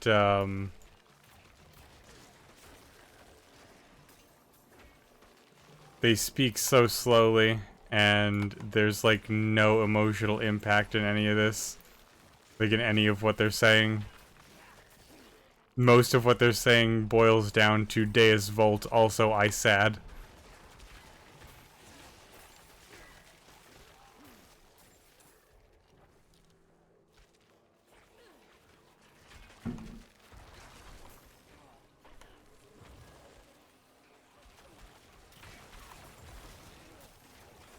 Ow.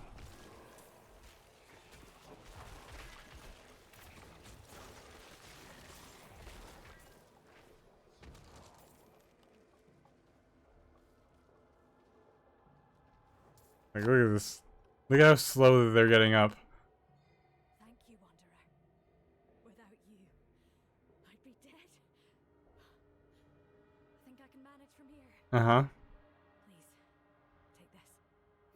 Cool. Amulet! Double amulet.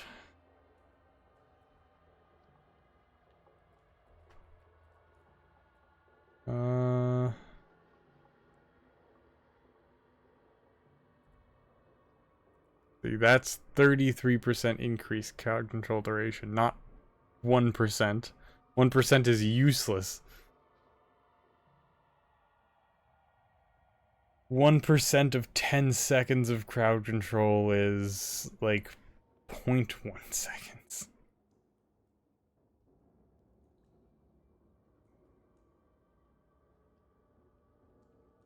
Oh, this is the blizzard thing.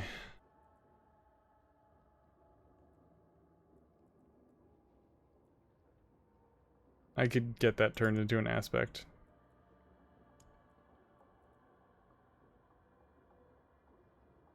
That's interesting. And that is salvage.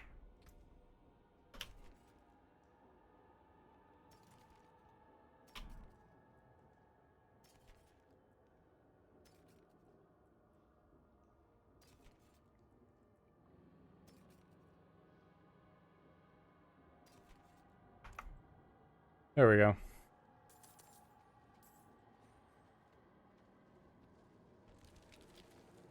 Yep, another trapped chest. Why would I expect anything different?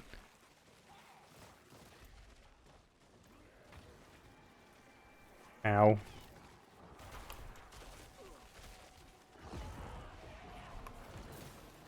Haven't used this in a while.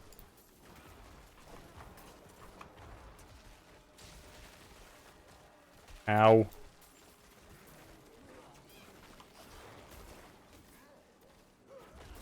Jerk. Good. Oops, I did not mean to hit the health thing. I didn't even realize I did it until I heard the sound.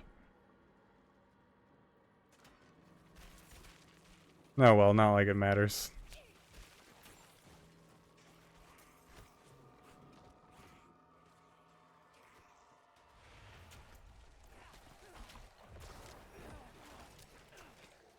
I don't know where you are, Golem, but hurry over here.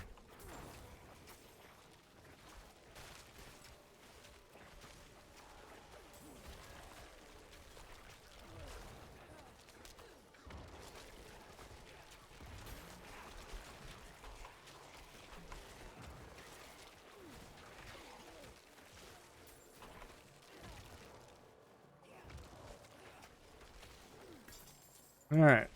Did we all get it out of our system? Okay, good. I guess not. Never mind. What do I know? I'm not ready yet.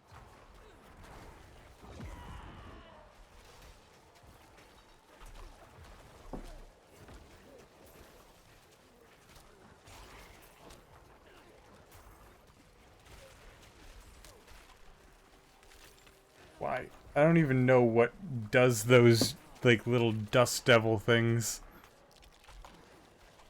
Also, why was that Skelly just standing there? Now that is a Steve if I've ever met one. And not a Deep Rock Steve. That is a Pikmin Steve.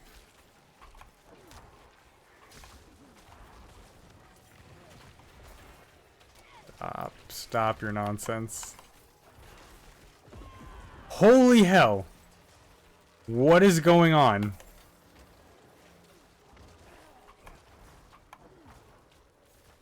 Ow, ow, ow. Oh, was that the final, like, death throes of the dungeon or whatever? Still not cool. What did I get? This thing? Barbarian? Hammer of the Ancients? Sounds dope. Alright. Sanctuary Estuar.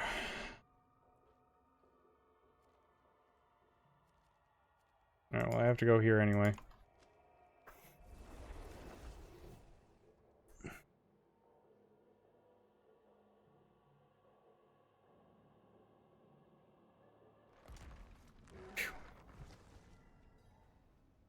Alright, let's check our stuff. It doesn't look like anything's coming close to this thing either.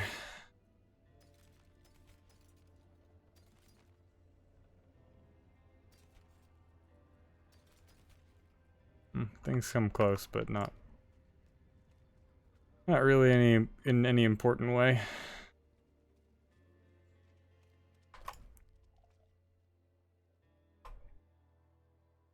Alright, let's get all this stuff sold. Actually, no. We're still salvaging. Whatever it takes, I do need silver and veiled crystals. Materials? Is this? Oh. 109 silver ore, bunch of iron chunks. An itchy shoulder blade for some reason.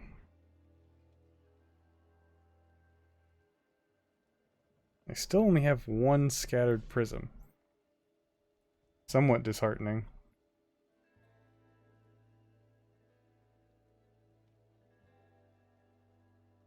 Forgotten Soul. I don't know what sacred or ancestral means.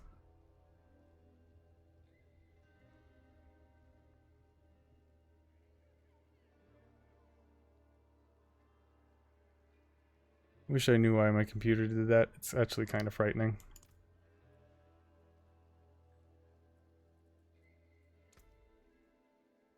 Oh right, I never checked my veiled crystals. 67, okay.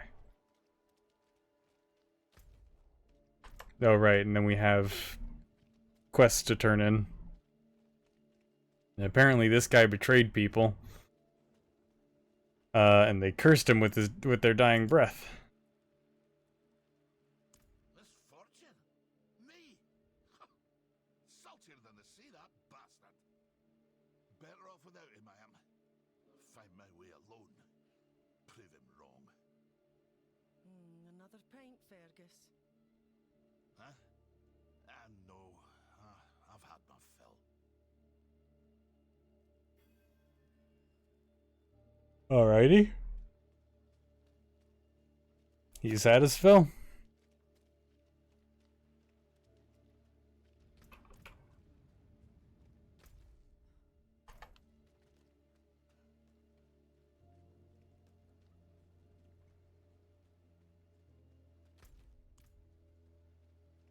Alright, I didn't get to get a reward. I did. Take that. I always guessed her fate. And I'm too Can you change your fate? very harsh with you. And you did help me. More than anyone else. My mother loved Cecil. My father. Too much, I think. If he loved her or not, I don't know. I never wanted to ask. No idea where this is coming from. Until my mother disappeared. You can guess, The same test I passed. She failed.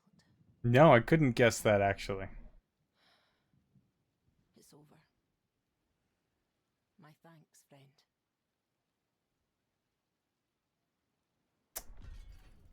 Cool. Alright, and then you go into the box.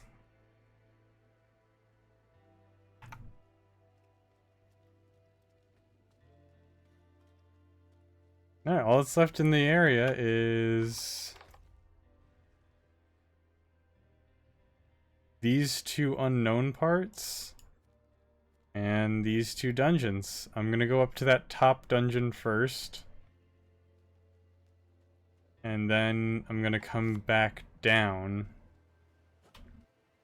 after I finish the dungeon. I'm gonna go into the dungeon, and then I'm going to come out of it without teleporting. I'm going to go to the entrance of the second one, and then I'm going to teleport to town. And then take the portal back.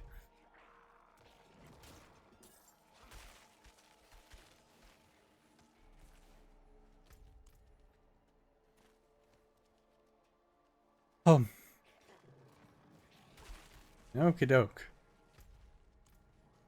I feel like we're being very productive in this session.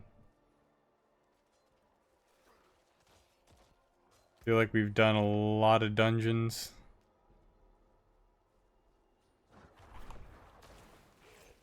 We did a bunch of side quests that we had no intention of doing.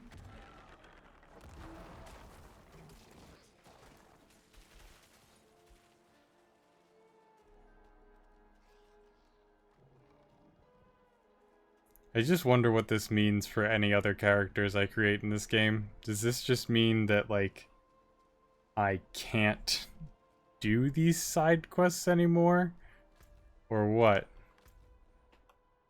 Because if I do this...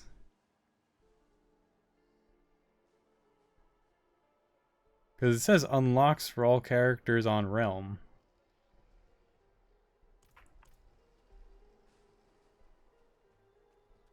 Which is me just taking it to mean that it affects all of your characters. And if it does affect all of your characters, then why would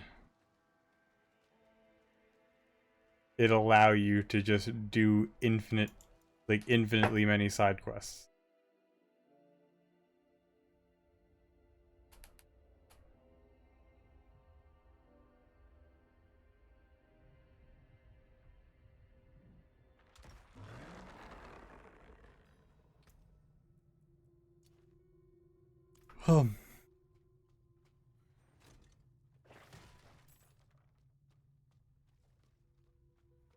Alright. We can do this fast.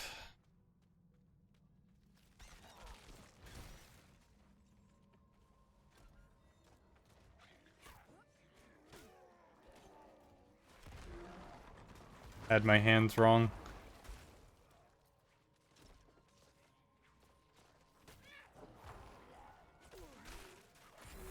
Ooh, a chest. Excellent, excellent.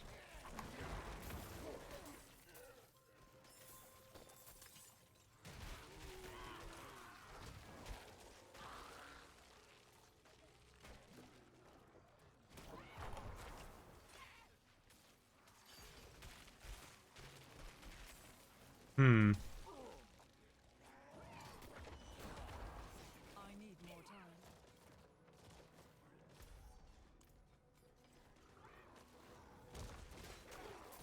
Slay the plague ship thrower.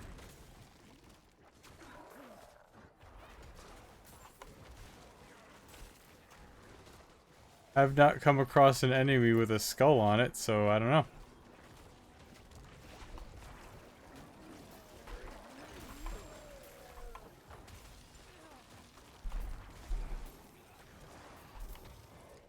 Jeez. Ow. Not cool, guys. Not cool.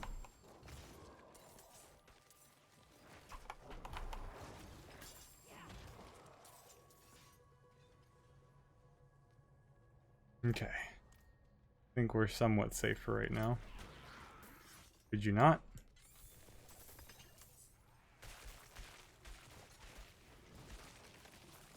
I have done nothing of the sort. Sword.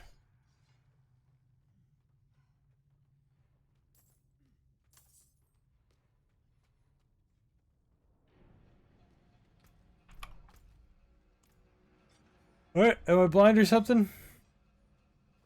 I'm not seeing this enemy that I have to slay.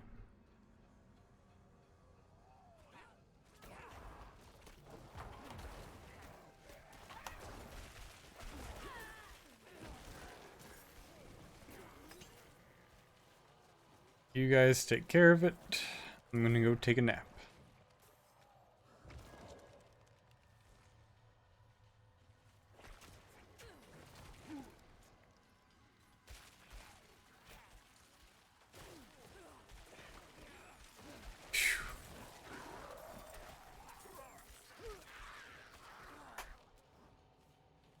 Favorite game in the Mass Effect series? 3. Absolutely 3, by far.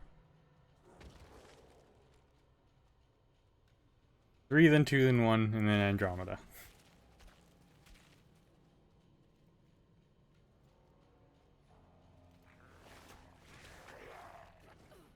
Again, like I said, really just wasn't what they promised in almost any respect. Could have been great if they didn't try to do what they did.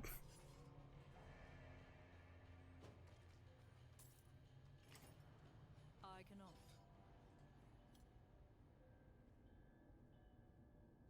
So is someone in there already?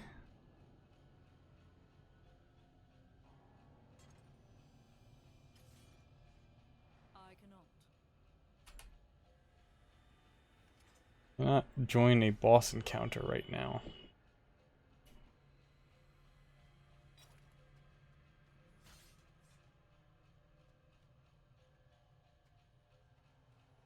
I guess I'll just make sure that all the enemies are cleared out. Huh.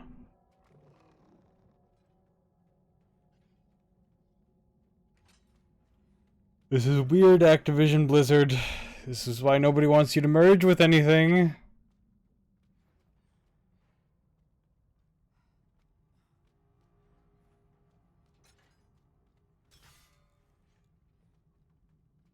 You know, like, screw monopolies, as always.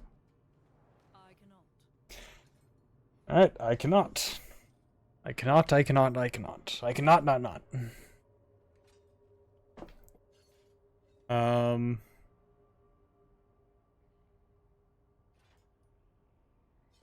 Yeah.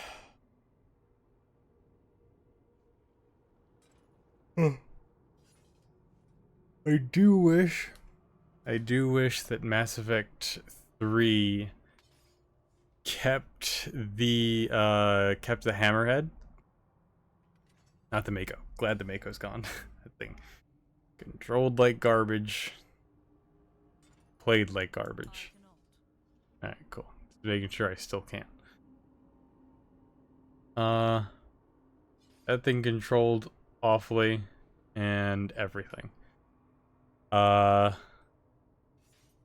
The hammerhead was fun. Especially being in those, like, weirdly enough, being in those, like, harsh environment missions with the hammerhead and just having, like, having to just race through and try to collect everything as quickly as possible. I thought that was fun. I thought that the ability to strafe in the hammerhead was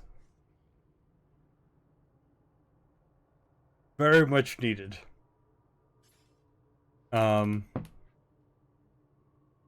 It was more fragile technically than the Mako, but it was otherwise a lot more powerful, a lot more maneuverable. Allowed you to see a lot more things. Had a better, like, AI reading voice that did things for you. That sounded wrong. I did not mean that facetiously. I just meant, like, it, like, described the environment to you a lot better.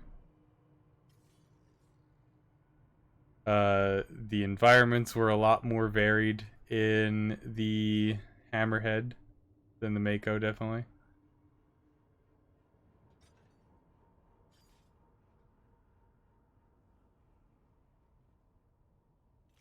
Is this person gonna be done with the with the boss fight anytime soon, because I'm about to leave and then come back and hope that, like, maybe the dungeon reshuffles, maybe it doesn't. I just don't want that person to be in there anymore.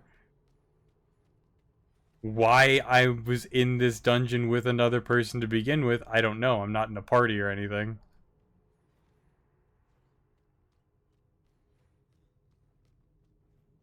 But anyway, yeah, Hammerhead definitely was an upside. Was it necessary to the game? No, absolutely not. Anyone who tells you otherwise is a liar. Um, was it fun regardless? Yes.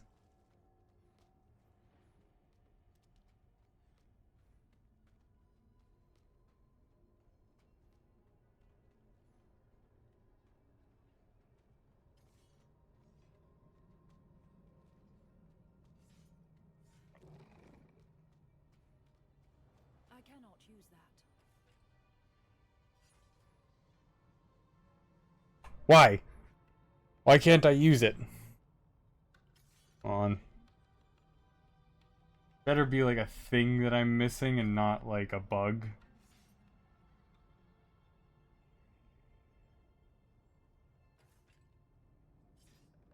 Flooded. Depths. Can't fight boss.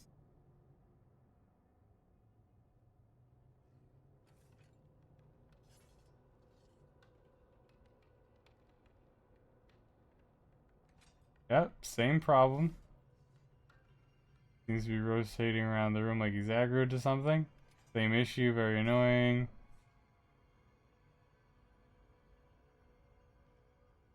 And the boss fight room has boss fog preventing me from entering the room, saying fight is in progress. Same. 50 standing still. Updated the game recently. Maybe that happened to me as well. Exit dungeon.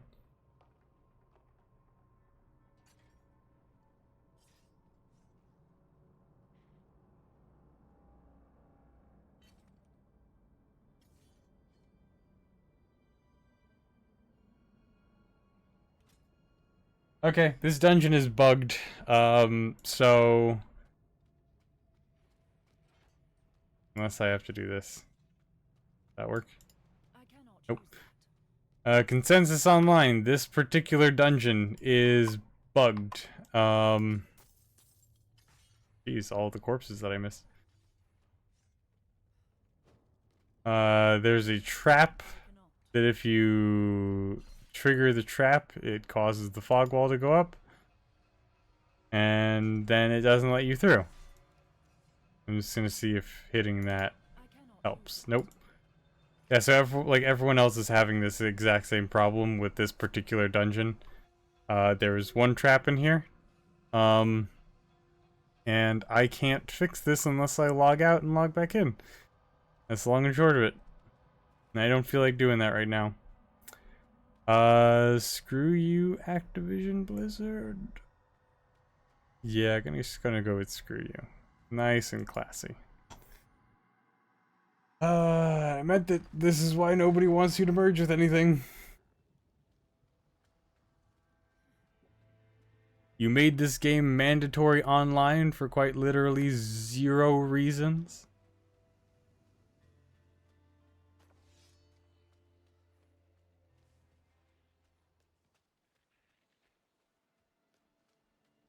Oh, it's to protect piracy. It's like, no, it's not.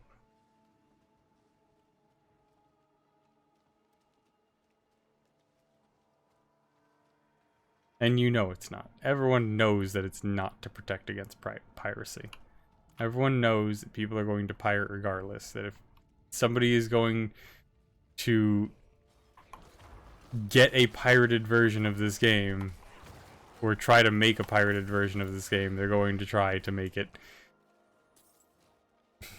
as legitimate as possible. Or they're going to do something smart and they're going to make it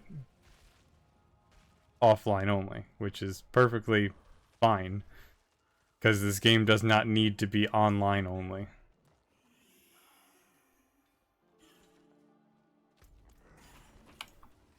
Alright, fine, I'll take on this. I don't need to. Do you require aid? Please, I need your help. I can't see. My dearest wanders these woods alone. Alright, great. Another stay inside the circle. This is a Mass Effect escort mission. If you ever escorted the drone. Alright, there we go.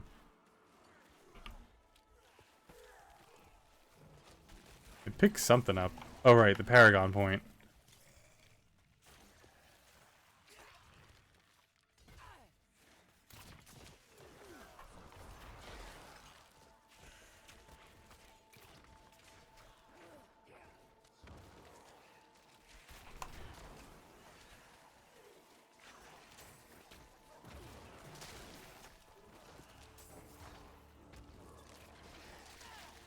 Ow! Friggin' skeletal crossbow thing, whatever it is. Pissing me off.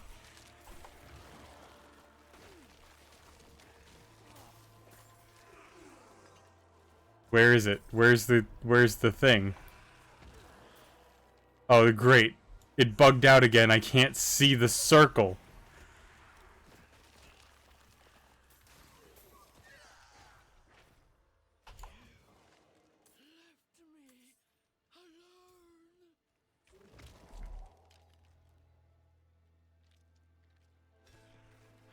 Freaking game.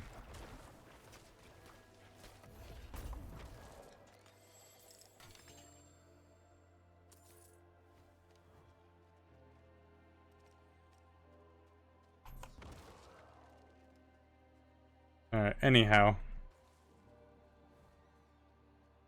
Get this dungeon done. Let's get this dungeon.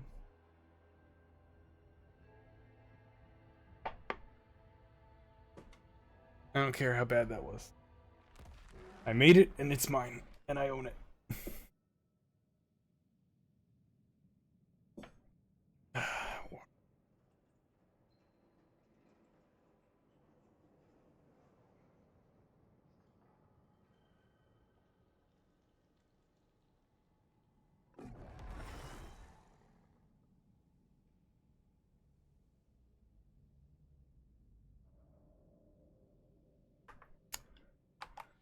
Unsure as to what particularly happened there.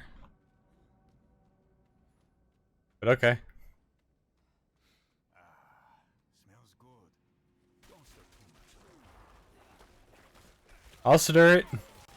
I was good at making poffins in Gen 4. I can stir it. No? Assholes.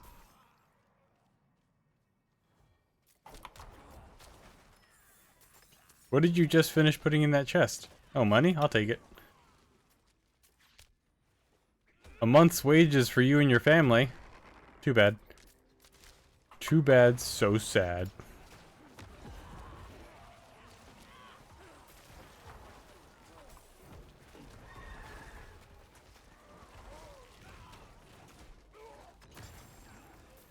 Compassion?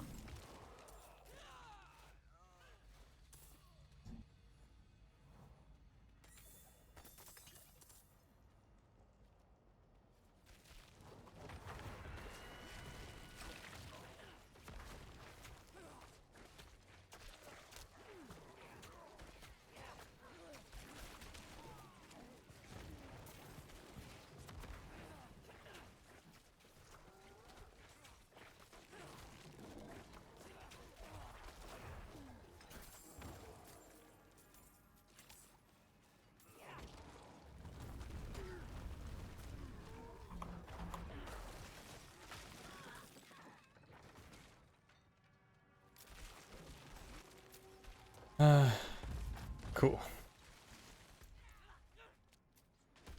I'm glad this dungeon is somewhat simple.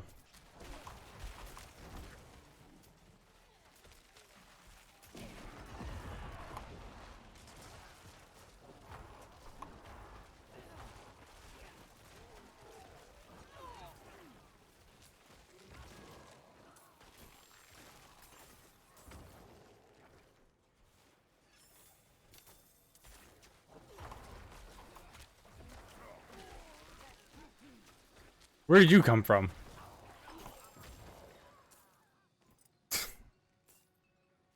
I was looking at those guys in the bottom corner, and then suddenly a frozen elite was next to me. What is this? Alright, cool. I'm invincible.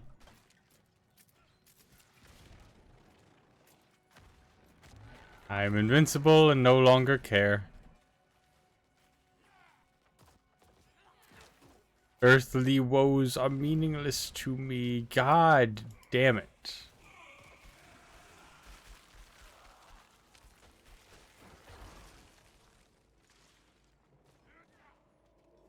Fine.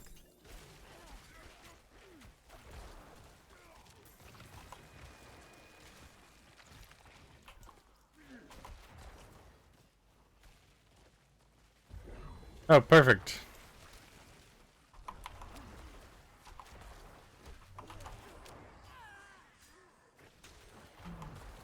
Can you guys get off me?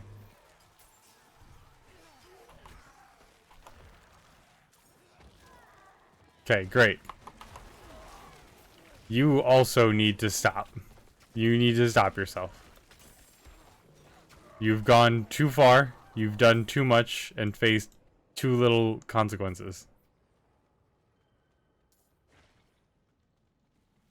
What were you doing? Stop that.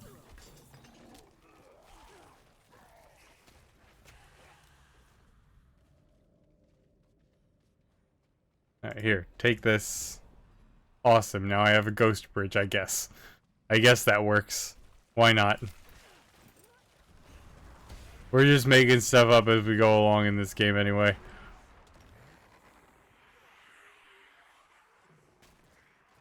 Oh, but the lore and the story, and you didn't play the other. I don't care.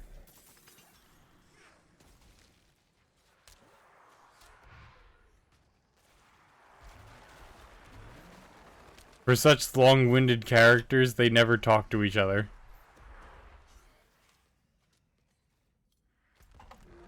And it's not just me being an armchair therapist. That's just me saying, like, hey, maybe it would be helpful if we, like, communicated a couple of, like, you know, super important topics if we're going to be fighting against this thing that we both hate. And it's just like, no, it's like, well, you know, we can't trust you, you know, how do we know that, that you're not working with Lilith? It's like, alright, so how has withholding information helped us at all so far?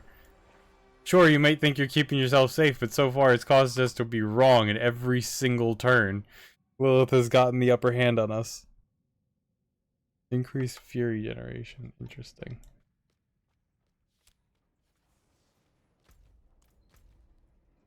Alright, so this dungeon has to wait till either Tuesday or I go and I do that on my own just to get it done.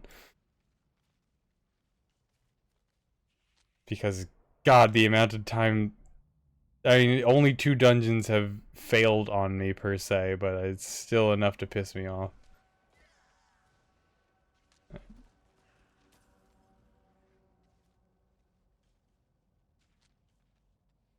Jeez, so much of this place is just skull skin. This, I feel like, is like the smallest area. Maybe, I don't know.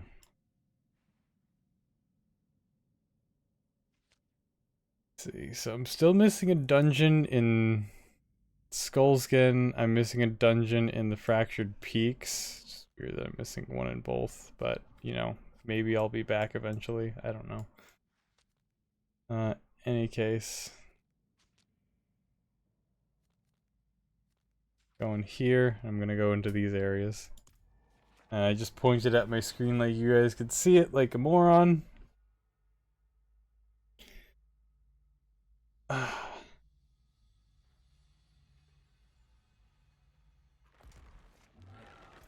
It's time to get back to the main quest.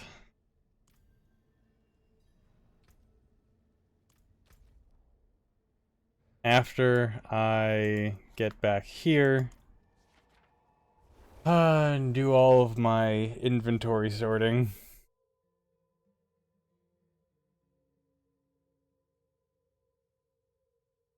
And how much do we got in terms of money? We're making good amounts of money just off of dungeoning alone, so I don't think I need to sell much right now. Alright, let's get rid of all the Tootsie stuff. No more pants. This. I don't like Bloodlance no matter what incarnation it takes. CC'd enemies and damage over time. 14 all stats. We don't need. We don't need you. This is. We don't need that. We don't need either of these or this. Skill damage, intelligence, basic skill damage. Damage. Cool. Greetings. How shall I guide my hand? What's left, you ask? You can have all those. Did I want to get rid of either of these?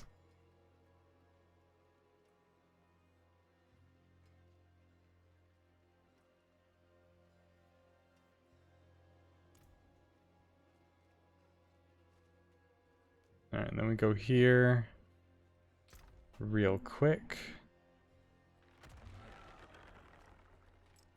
You're not helpful. Neither are you. You. All of you can get out. You can come with me. Alright, and that. Do another one for 300k, but I'm not gonna right now. No, get out of the chair. Out of the chair. It's trying to move and I just so happened to click the chair. Anyway, we go to the occultist now.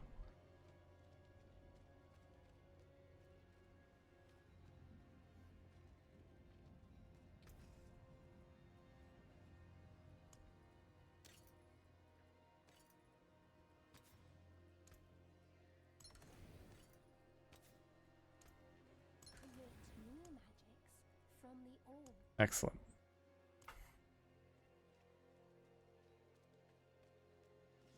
Love creating magics from magics and magic.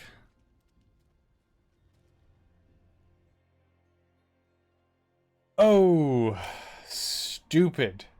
Forgot to go to the jeweler, forgot to put stuff away. Well, there'll be another jeweler in the next town. Alright, let's get going. Hopefully I actually put the pin in a place that has a path to it.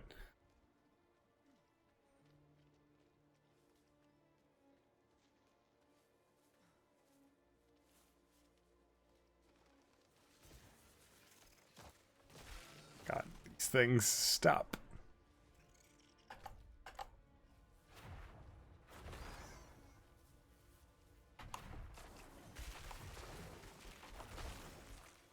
I'm low on essence. Am I?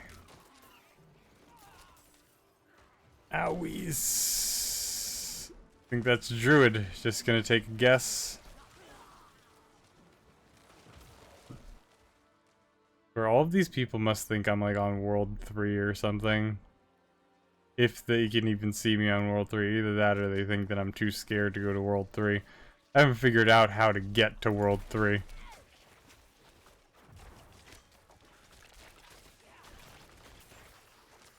Trust me, if I could go into World Tier 3, I would.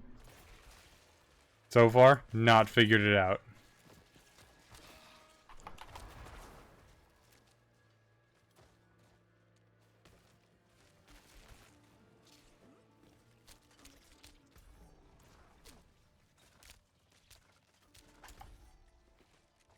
Alright, well I made it into this spot, and I suppose if I go up, which is proving to be very annoying, it'll get me to the next group? Path of Learning. Cool, I explored all areas of Skullskyne. Never mind, everything is awful. Get me out, get me out. This is not a dance. Alright, and I barely missed the kill circle. Good. I'm begging for help. I'm screaming for help. Wait, so did none... Okay, none of this area led to the Fractured Peaks. Got it.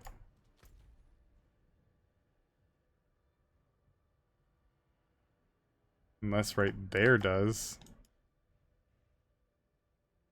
I don't think it does. No, it doesn't. Alright, let's see where else we got.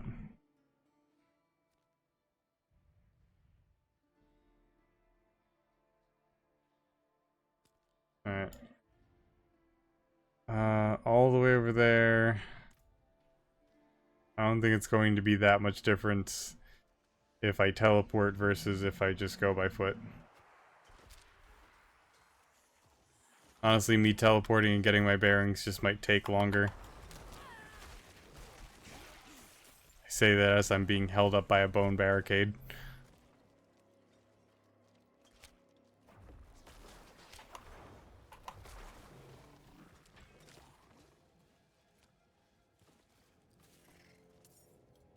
Tink.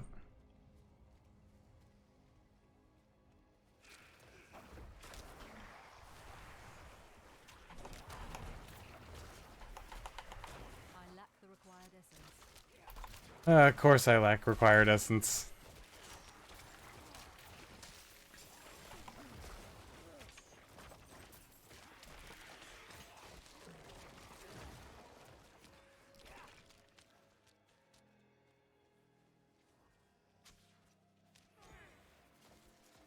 My favorite Mass Effect enemy to fight?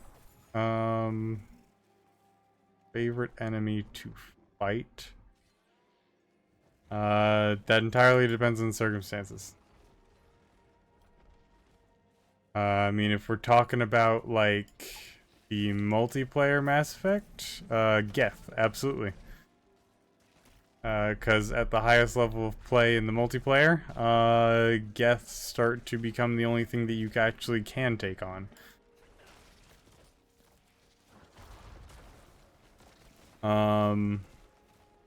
Otherwise,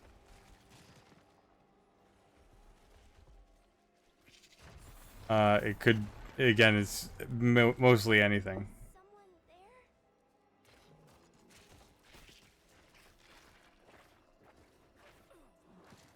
Do you require aid? Geth is the only one that I have like a specific preference for when we're doing harder stuff.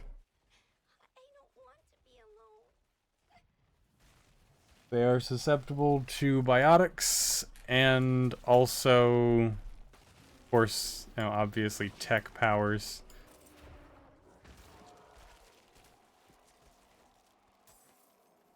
For Tally, they are an infinite source of shields. And if you chose Energy Drain, they are also an infinite source of shields. And armor, by extension.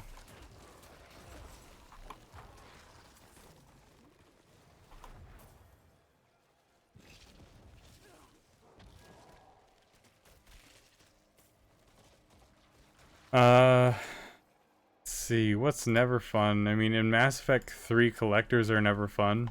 In Mass Effect 2, they're fine. In 3, they absolutely suck, because so many things can just execute you.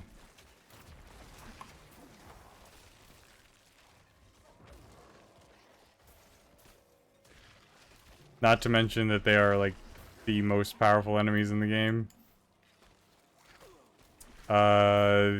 What's it called? The Praetorians are the worst.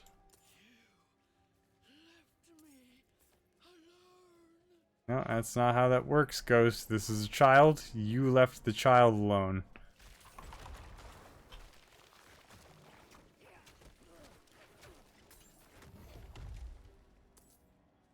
Child is not responsible for your emotional well-being.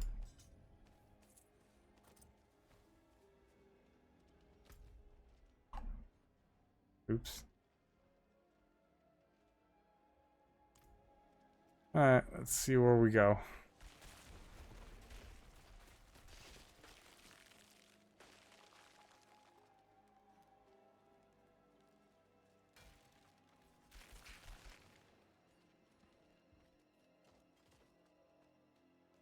Nothing over here.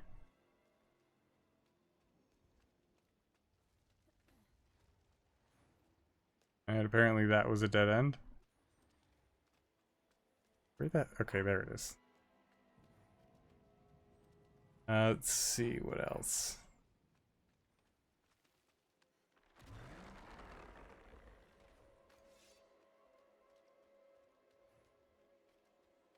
All right, stay your hand. The vermin have bled enough. Ooh, what? Where? Sure, I guess. Why not? I believe you. Sure.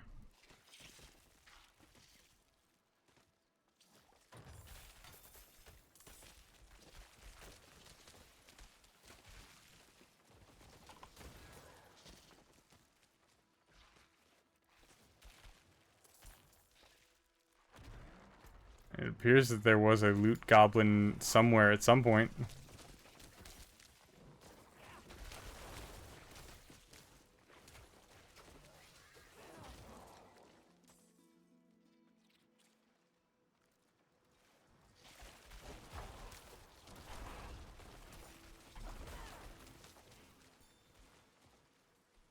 I'm not ready yet.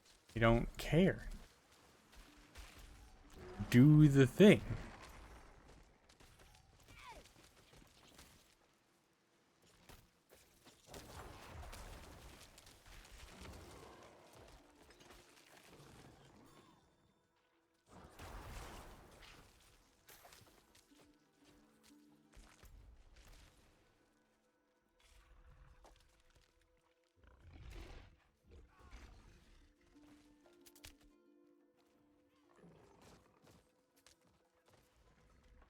I'm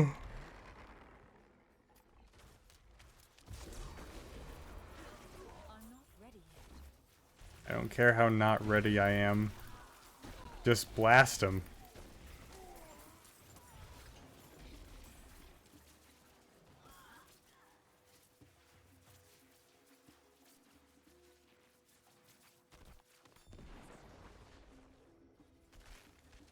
Phew.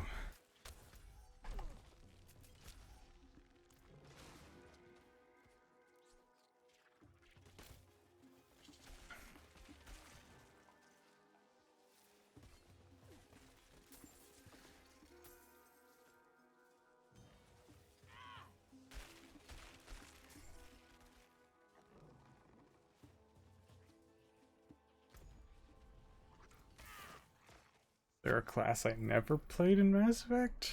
I mean, I didn't really mess with the Infiltrator all too much. I didn't see super duper... And you can call this, like, me being cynical. I was kind of a cynical kid. Still am kind of cynical, but, you know. Point being, I didn't see a point in turning invisible when all of the enemies know where I am. Like, they know where I am. They are the computer, and the computer knows where I am. My eyes can only watch so much. The great axe of the Oxen tribe has gone missing from the forge, stolen by swift hands. It is an heirloom of Raykor, War Master of Change. Its edge claimed countless demons upon Ariat, yet showed no wear. Its craft matched its keeper. The Triune has tried to take it before, cubs looking to prove their worth. They learned their place, but remain persistent. We've seen them hiding around the ruins on the southern coast.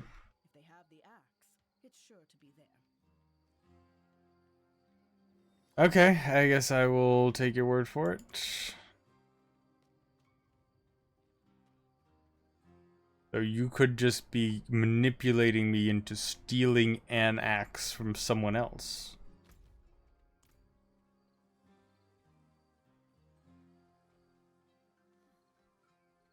You know, a whole Wei Jin, Jin Wei kind of scenario, if you know what I mean. What's up? 5 times. 5 times this month incoming caravans. Uh-huh. I care little for the stolen gold and spices, but those vultures take the food as well. Now those knaves gorge on our food while I watch my children waste away. Please, if you can recover any supplies, I'll personally see that your coin purse is filled. Oh.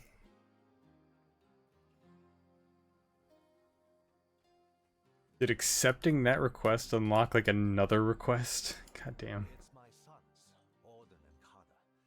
They used to work here with me in Kedbadu, but then they got it in their heads to set up a new shop in Jirandai. You know how young men get when they're of age, desperate to prove themselves. If you are headed that way, would you mind checking up on them? The roads are so dangerous these days, and I haven't heard from them in so long. Don't worry, I'll look into it. Maybe they just went no contact. What did you do to them?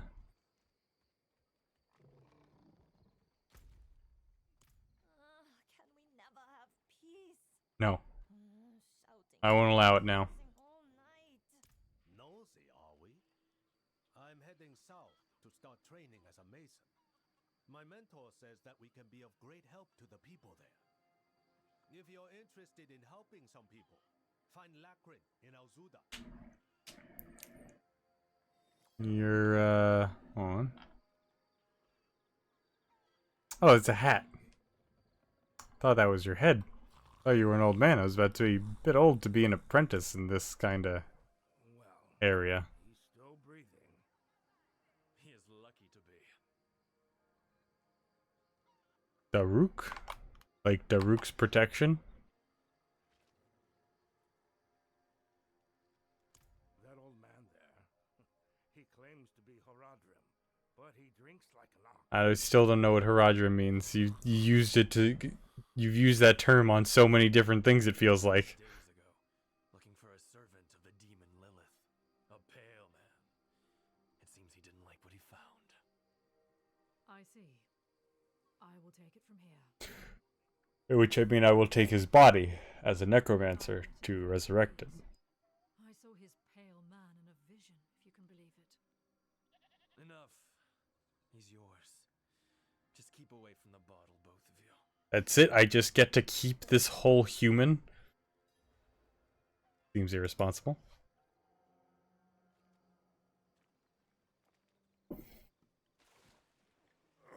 That's all you had to do to wake him up. Oh, bloody damn hells, what do you want? You told me to meet you here, Lorath. Remember? Yeah, but you took 1,000,001 years. I'm just surprised you're not dead. Hand me that bottle. What happened to you?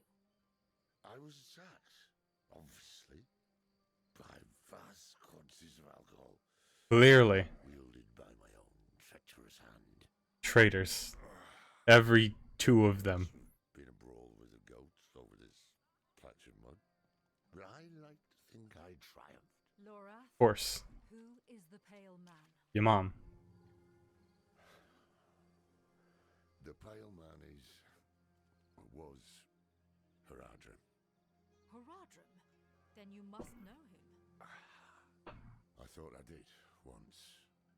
His name's Elias. He was my apprentice. He was the one who brought Lilith to Sanctuary. It's possible that I did not take the news very well. What must we do then? Find him. Figure out what he's done. And then kill him. Listen. There's a woman here someplace. She has some messages we'll need. And I'm of no use to anyone right now. Could you find her? Enough time has been wasted. Oh, check around the inn. Ask if she's heard from the Orbay Monastery. Okay. Not while I'm in town.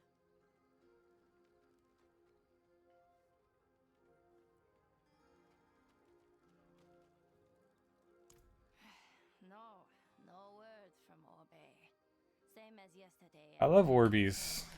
But I have something else. Rumor has it a pale man passed through the Abaru Canyon some time ago. Fearsome fellow, dressed in black. Really? After Laura's performance last night, I wager he'll want to know. Maybe. Oh my god, really? I swear in a world this big, you're making me go back and forth between these two spots? Come on. Let's be serious here for a second. Strange. I wrote to the Obey Monastery the day I arrived. The abbot should have replied by now. Tekrin spoke of a rumor. A pale man. Seen near the canyons. The canyons? Why didn't you say so? We go at once. Ugh, but we can't leave Obey unchecked. Sod it. I'm off to the canyons. You can meet me there or go to the monastery. You seem reliable thus far. Do not prove me wrong.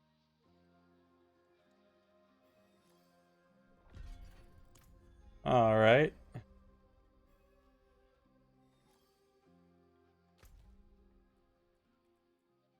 Okay, so we got a lot of quests. Got a lot of main quests, got a lot of side quests. Holy wow, this place is huge.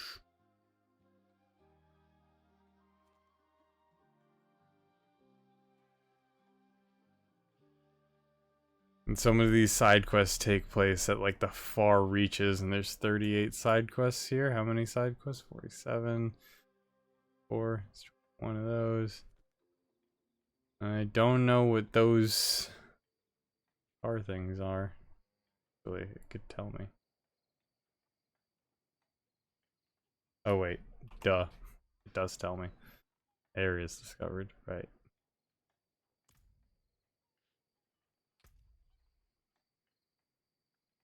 $70 times 5 is 30. 350. 3,500.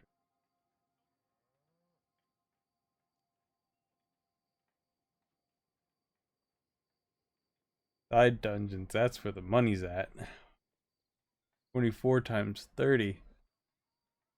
That is some crazy numbers. Then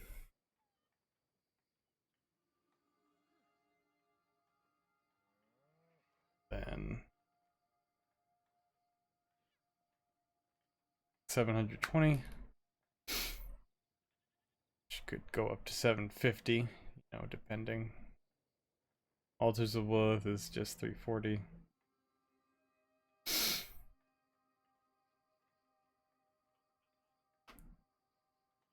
Side quests, also a lot of money on those. 20 times 45.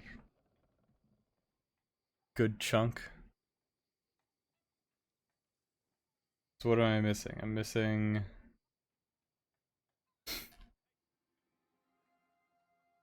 40 there, 30 there, so that's 70. And then I'm missing 23 there, which is 230. That's 300.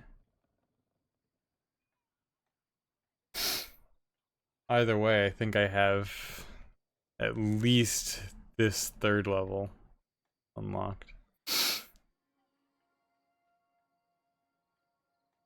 Or fourth level, sorry. Do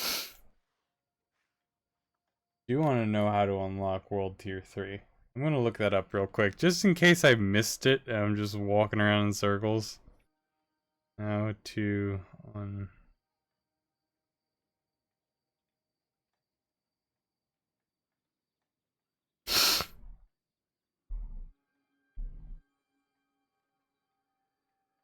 Never mind, gotta complete all the acts. We're not making it to World 3 for a while, baby.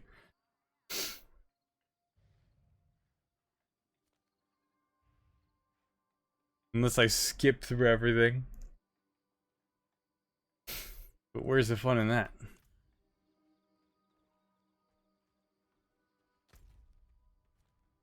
Alright, so what side quest is this? Alright, not much of an issue. View something. Something there. Something there. Alright. I guess I'm just gonna go do this. Because I'm not traveling all the way to the ends of the kingdom just to come all the way back. Kingdom, region, whatever. Spring, summer, and fall.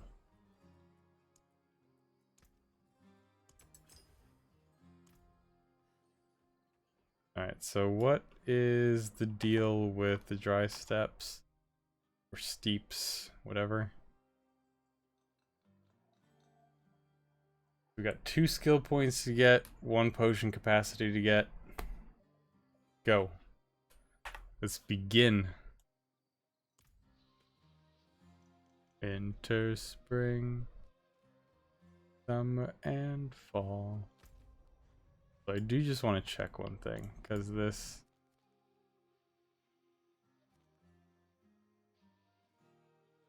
Okay, so that, great. So that is a, necromancer aspect. Of course the broken one would be the necromancer one. Why wouldn't be?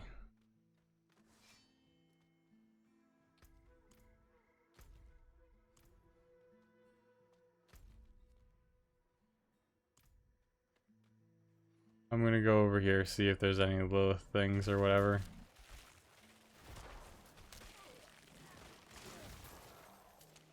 Stolen supplies. Wrong way. Who's that? Not sure. That the pickup words for that item came off very slowly.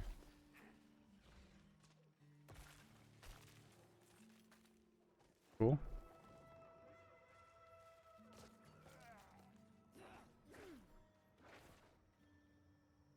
How? There we go. Strength increased by 2. I'll take it. Before anyone says that that vase was really weird for being in the ground, it's not weird. People have been doing that since like the beginning of humanity, ever since we discovered pottery. Like, we gotta put this somewhere, and don't want to lose it. We can't take it with us. Let's just put it underground and we'll remember where it was.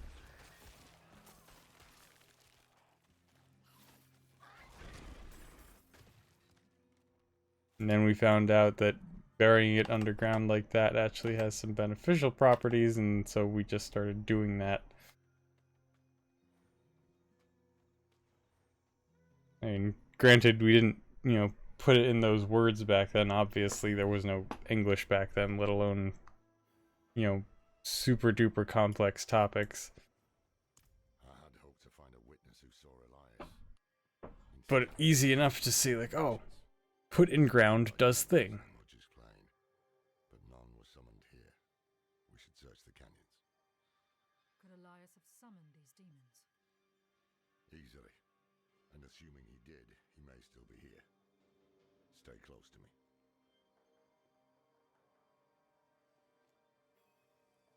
Good.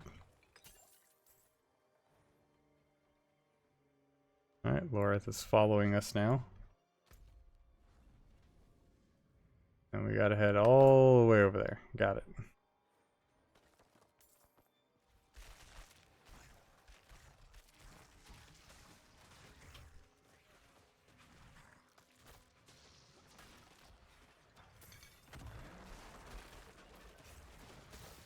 And I couldn't see that one because of all of the fun things happening in the way.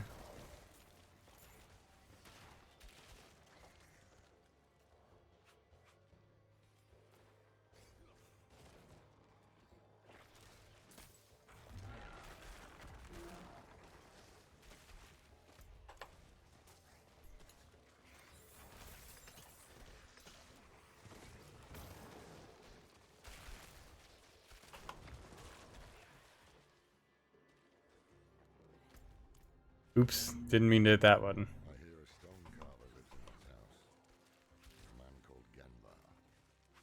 It's hidden, isolated. Genya? Shinasugawa? In solitude. Reminds me of your house.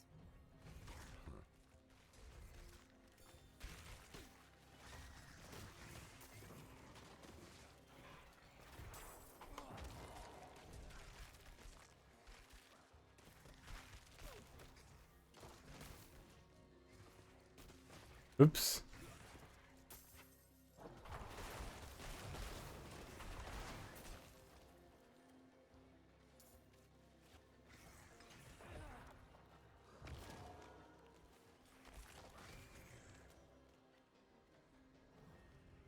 Alright.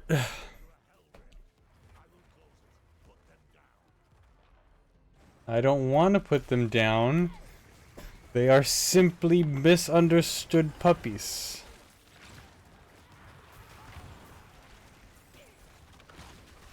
I'm not ready yet.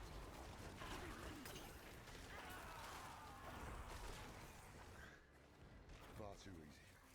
These demons were perfect. I'd expect more from a mage of Elias's ability. Let's search the house. House? What house? Oh, that house. Artillery, not picking that up yet.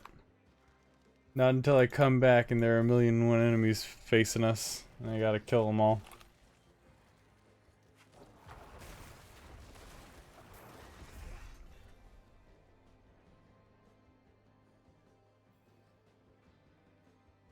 Oh. Found a thing. Tread carefully. Elias could still be close. See what you can find.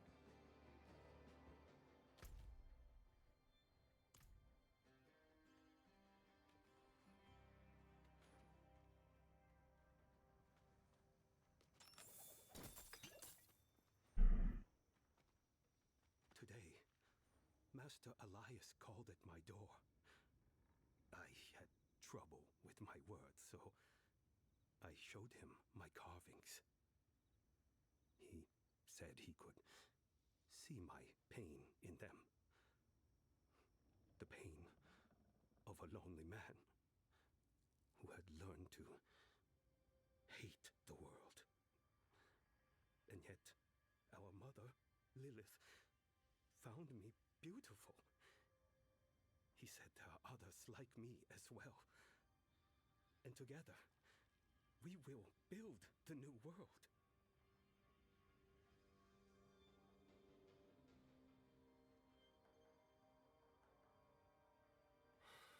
What a damn mess.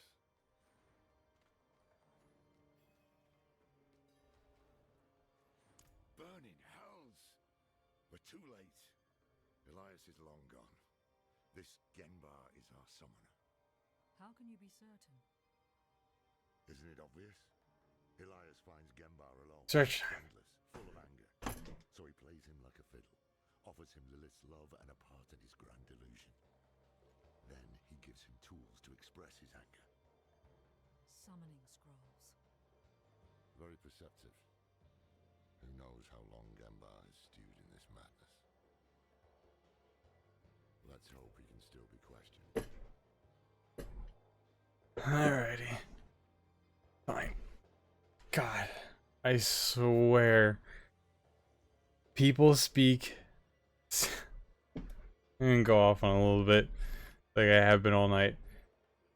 In fantasy, people speak too goddamned slowly. Holy crap. It gets kind of annoying. Maybe it's me. Maybe it's because I am from New York. I don't know. Honestly, I don't know. Because it really feels like they just speak slowly to piss me off. Because it's not like, okay, I know that some people do just generally speak slowly. That's not it. It's just they speak slowly in a way that I feel they don't need to. Like, there's so much urgency, and yet they speak. Hatred fills my heart. I cannot stop my hands from working. It's like they're speaking like they're always constantly reciting an old poem, you know? It just...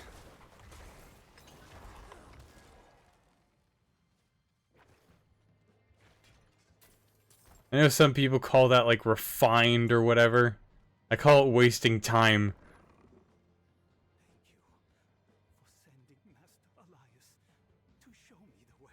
Can I smack him? Long for the day when we stand by your side and set the cleansing fire.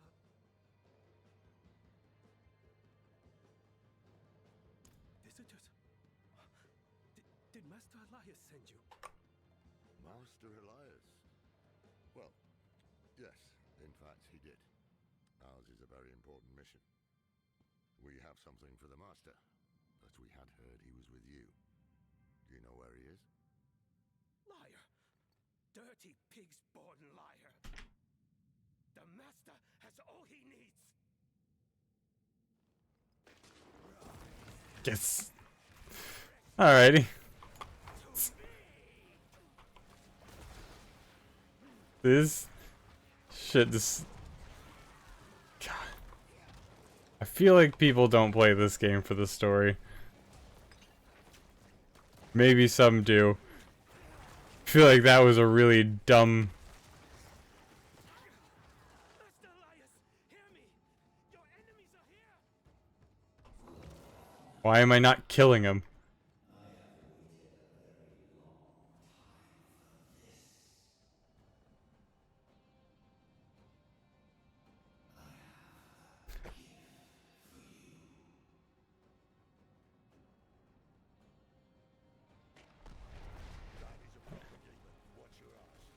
Now see, if it wasn't for everyone speaking slowly, maybe I wouldn't have minded him speaking slowly. Like Master Elias. But everyone speaks like they're all choking, so, you know, it wasn't super amusing when he did it. There we go. Suck it. Oh, Elias, how vicious you've become. Freaking time.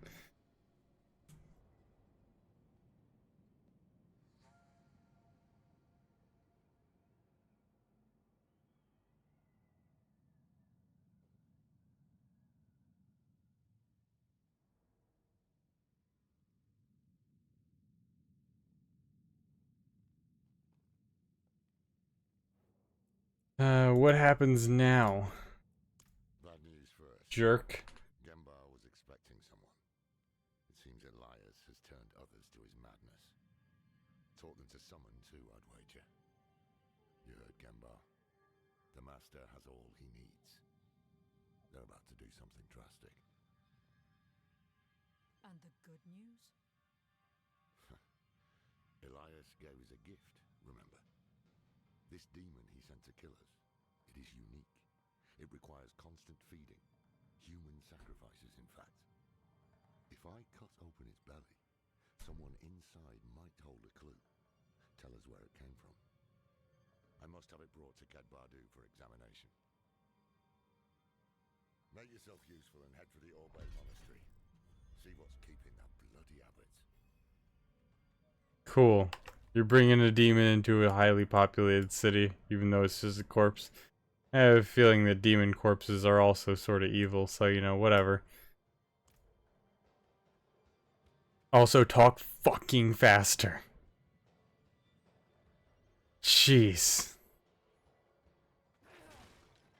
Sorry, I am very clearly a little bit tired, but, like, you know, and also sort of pissed off because the dungeon broke again.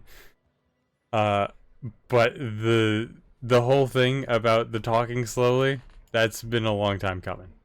I hate it.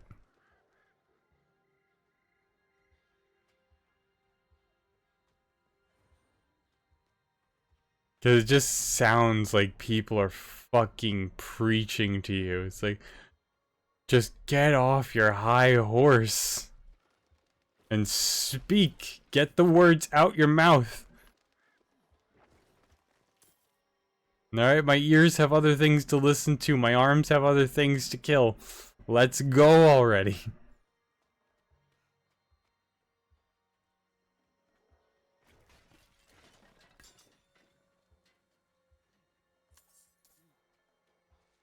It's part of the reason why I love friggin' Horizon, both Zero Dawn and Forbidden West. Like, it's... So it's technically the future, right? But it's like a lot of like primitive tech. Like we're doing stuff with bows and spears only, right? Hardly woven together materials. Like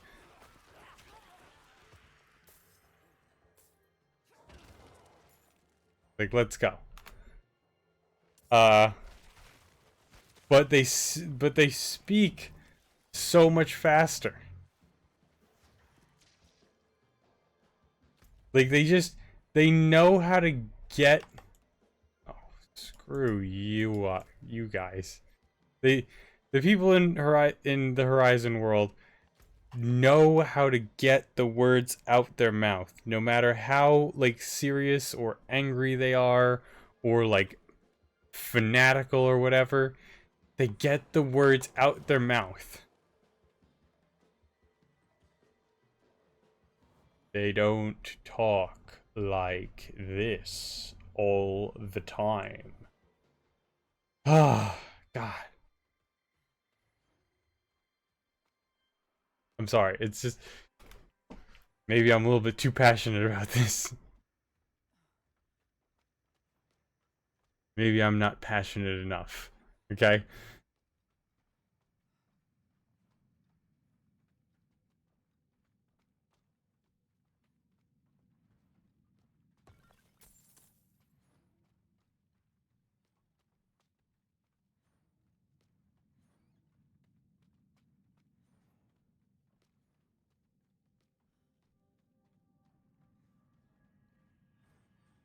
Now again, I do know that some people do speak just slowly. And that's fine. I mean, I'm pretty sure I said that I was watching Black Clover. And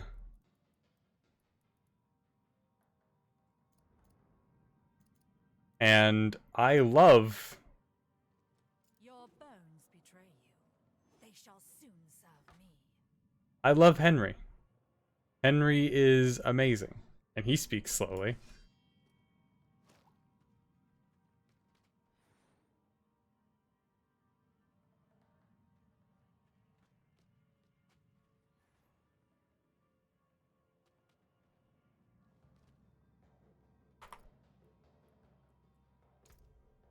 I don't know what reject means.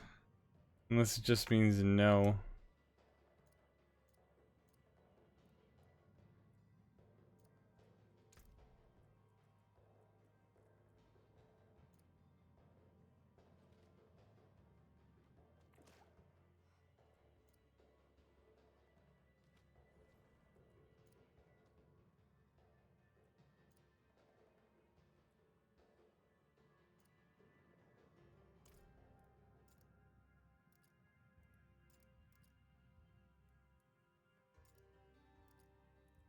What do I do here? Oh. Wrong one. Oh my god, I accidentally hit escape twice.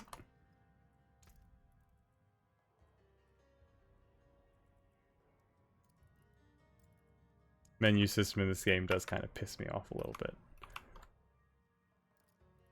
No. Cool. Great. Love it.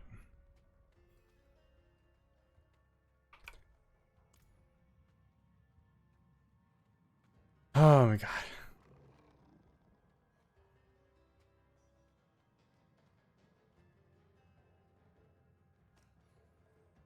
The only reason why I picked up that crude topaz was because I knew that there were 3 in this one area.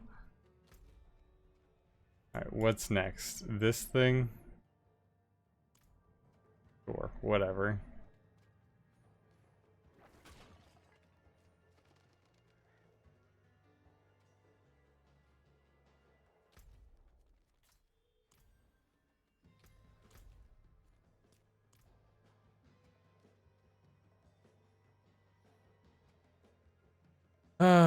I don't know how many times or if at all I took the time to thank anybody who's watching this live. I really appreciate the views and any support.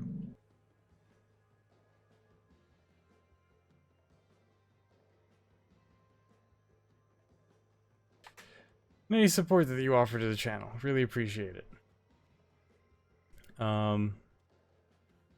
Thank you to anybody who's watching the VOD later on, whether you're watching the VOD on Twitch or you're watching on YouTube. Super appreciate all your support. Remember to like if you like the video. Comment if you have something to say. Pissed off at my gameplay or what have you.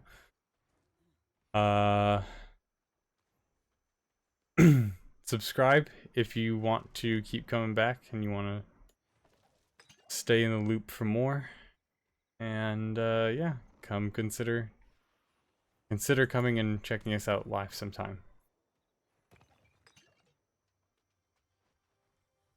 Can't. Still fine. You know, I understand schedules and whatnot. Appreciate you either way.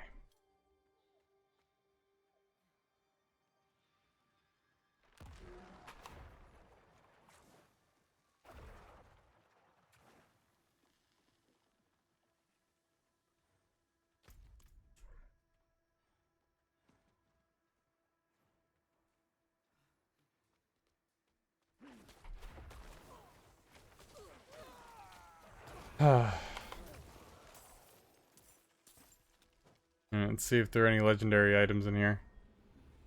Oh, this is this one.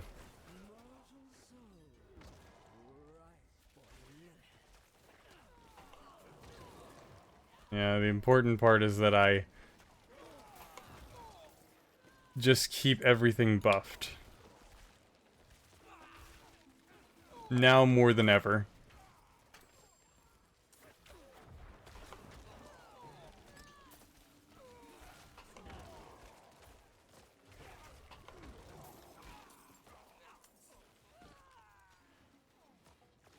Oh my god, hit the button. Jeez.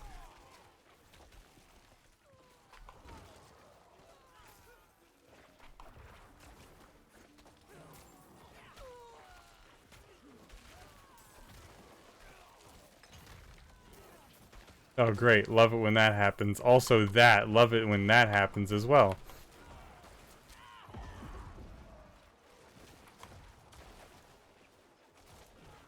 And the stolen supplies are definitely making it harder to see. I think I got all of them. Now I can click things easier.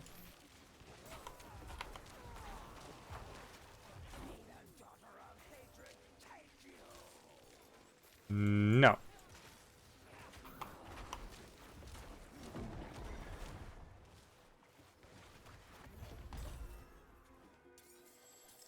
Alright, got all her things. You know, killed all of her sacrifices and whatnot.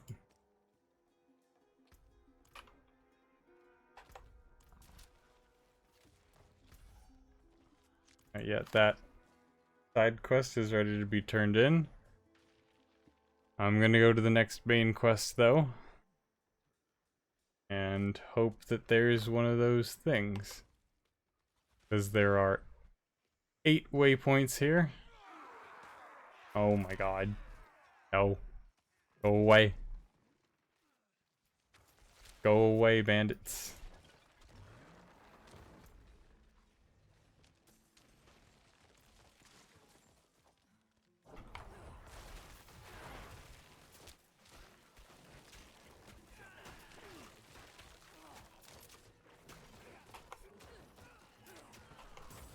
There we go.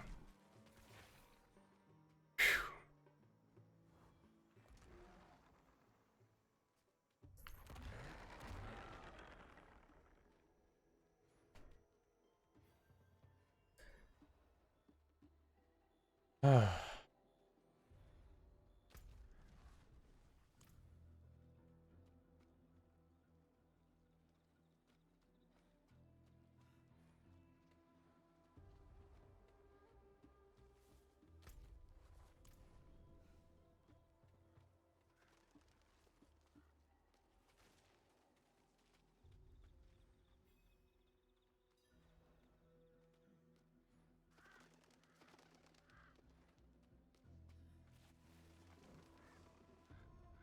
house of the Zakaroom.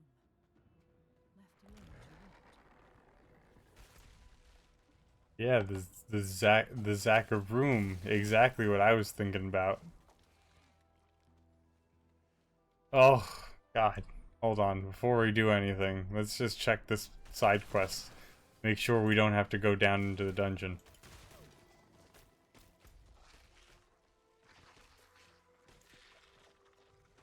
Alright, it's somewhere else. Right now we're doing this. Found eye. What we got? Ready. Down and down into the deep. This dungeon is probably the last one for tonight. Is anyone here? Is anyone here? I don't know. Sounds like a question you should ask anybody. God. Please shut up. Lock the doors! What about the others? Diablo! Do as I say! Huh.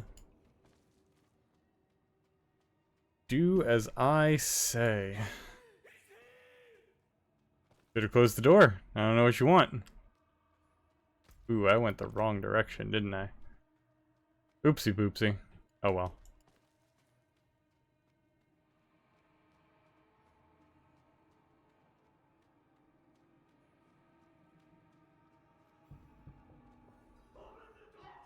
Oh, okay, fine. I was searching the dead for the key now. Oh my god. Hate this game.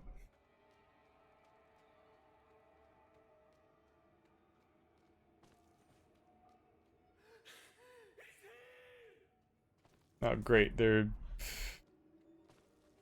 they triggered it to locations in the map. Got it. Understood that they couldn't be bothered.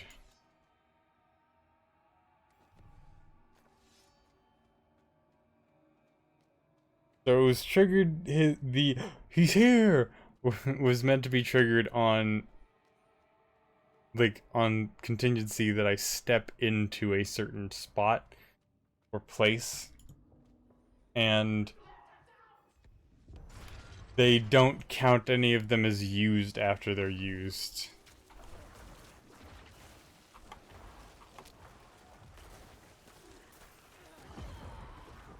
So every time you step into that one spot on the floor, or multiple spots, it's going to play the same corresponding sound clips over and over again.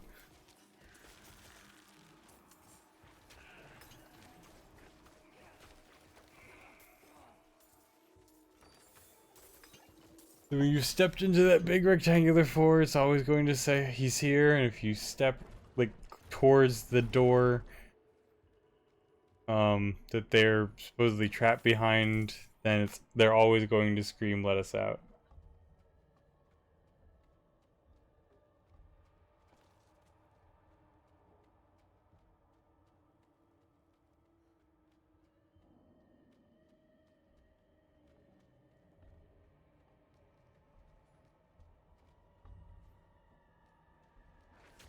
Alright, wraiths.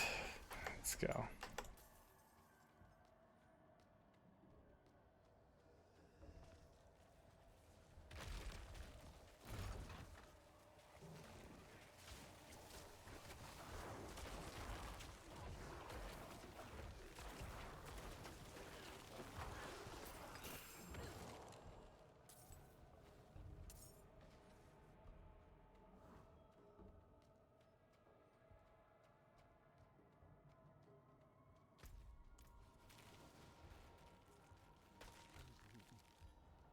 Unto evening, I shall keep it safe. Okay. And then Uh-huh.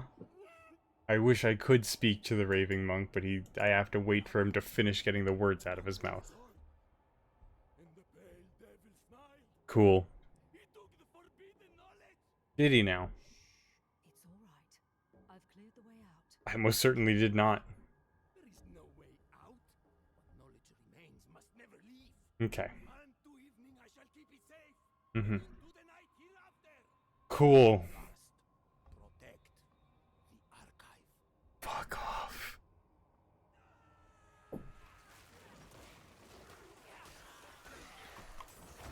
All could have been said by, I'm not leaving, I have to protect the knowledge in here.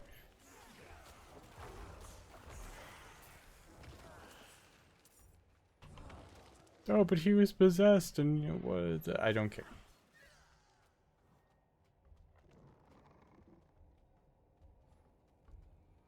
When everyone speaks the same, no one's possessed, okay?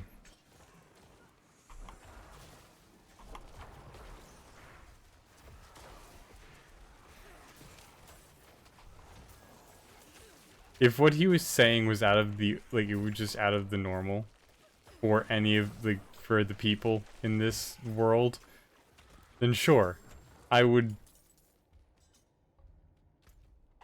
be on the clearly possessed side, but no. He sounds like everyone else. Speaking slow as shit. And annoying the crap out of me.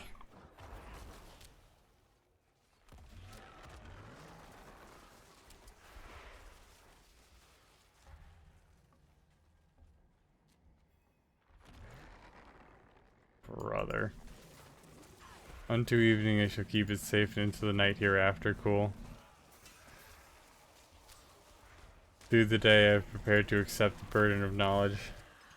And then you're making me go back to where I was just at. From morning my eyes were open, I saw the incoming darkness.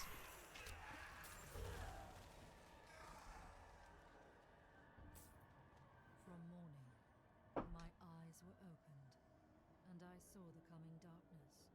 Through the day, I have prepared to accept the burden of knowledge. Unto evening, I shall keep it safe, and into the night hereafter. Good. I feel like my character speaks the slowest out of everyone. No. I deserve to burn with the rest of it. Alright, let's leave him. Ugh. Gone. He said the ruin of Sanctuary was imminent and only I could help. He is going to summon a lesser evil. He took all he needed. And then my scholars. He murdered them. He... My friends, forgive me. That was dumb.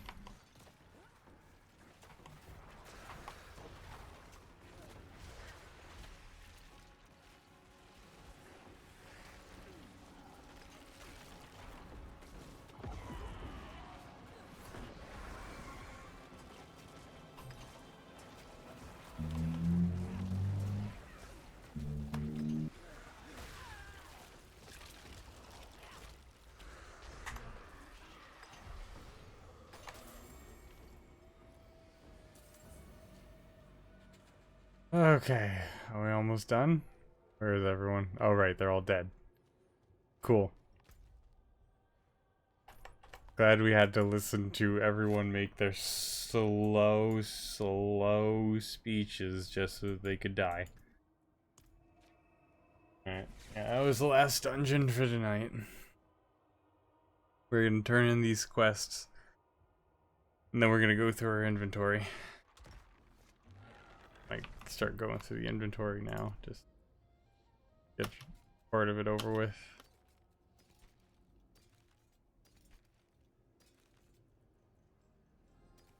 I don't know why The game is being kind of laggy. Unlucky a chance based skill life on kill. Cool.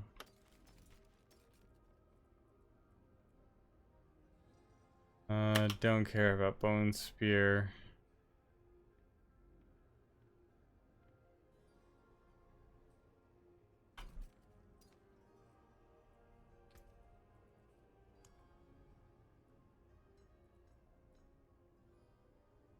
Ever.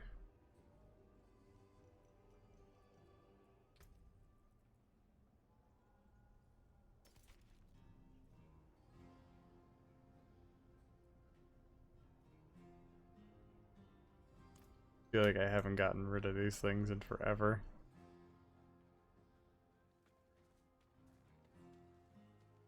I haven't found anything good enough. Where's blacksmith? There you are. Junk. Cool, got 2 weapon thingies, got more. I got 1 silver ore and 8 veiled crystal. Rare crafting material. Magic crafting. Glad to know that the magic crafting materials are rarer than the rare materials. Anyway, let's turn in these quests. Listen to people speak unfathomably slowly.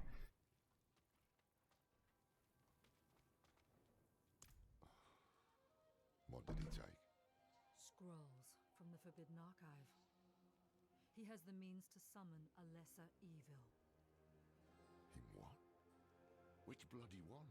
Where? Oh, we don't know, of course. Elias could cover the steppes in blood, but a lesser could wipe out the continent, or worse. Come, Elias's pet demon is inside. Pray it leads us to him. Alright, apparently lesser evils are super powerful. Well, let's do this.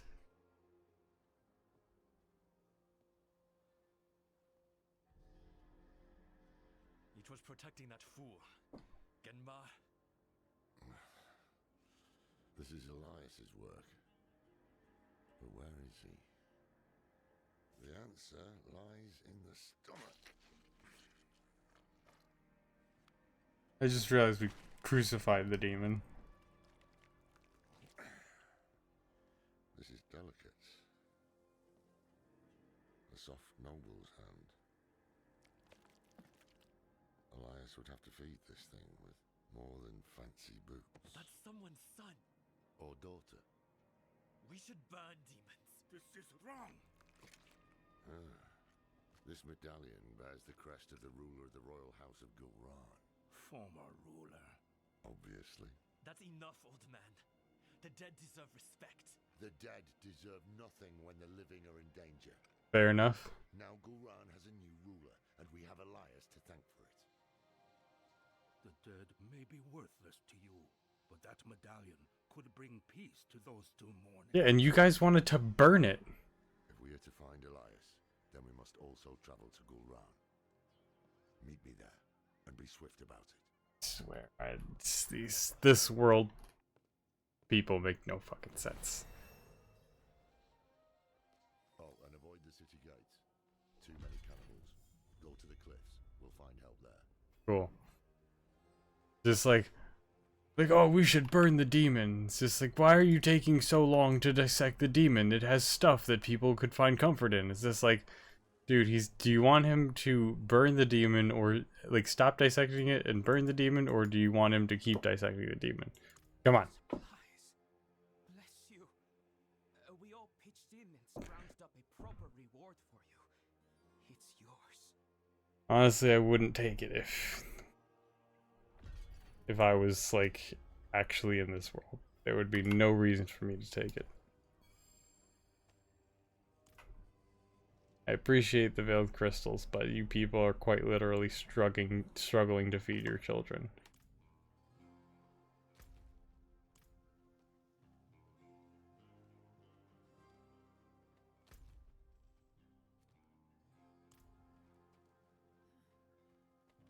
Alright, curiosity person.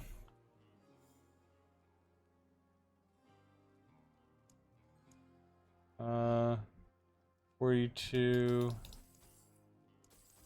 Perfect. I don't think I need too many more. Consumables. Many keys. Anything else that I can get? Yeah. Oh, I need to get stuff. Oh, crap. The win next will be better. Perfect.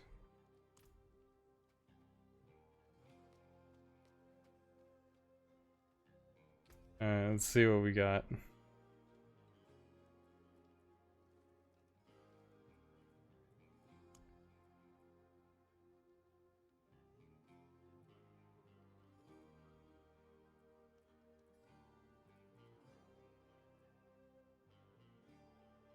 Alright, so I have a mage, and I just need to do the warrior.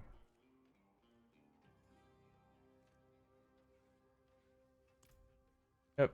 Alright, where's the occultist? I know we're in the big city, so there's gotta be one.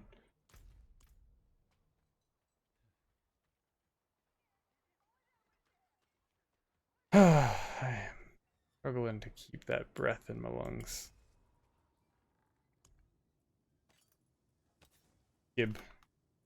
Gibdo. Gibdo to me. You got it.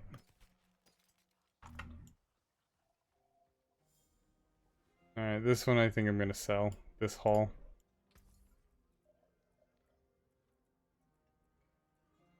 How do I sell all junk? I thank you. Goodbye then. Figured it out.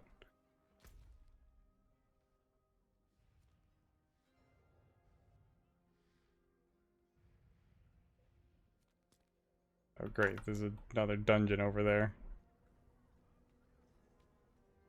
Alright, well. Anywho. That does it for this part of Diablo 4 with Fruity Cage. I appreciate everyone for watching.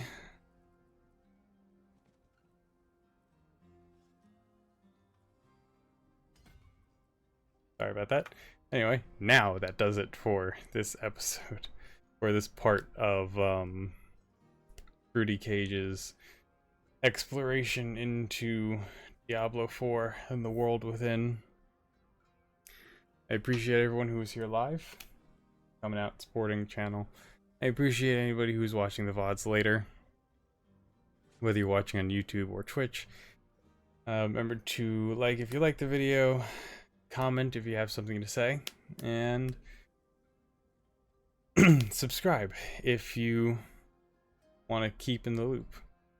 And yeah, if you're feeling super adventurous, come check us out live. Stream schedule is on Twitch. Anyhow, that does it for me. Goodbye.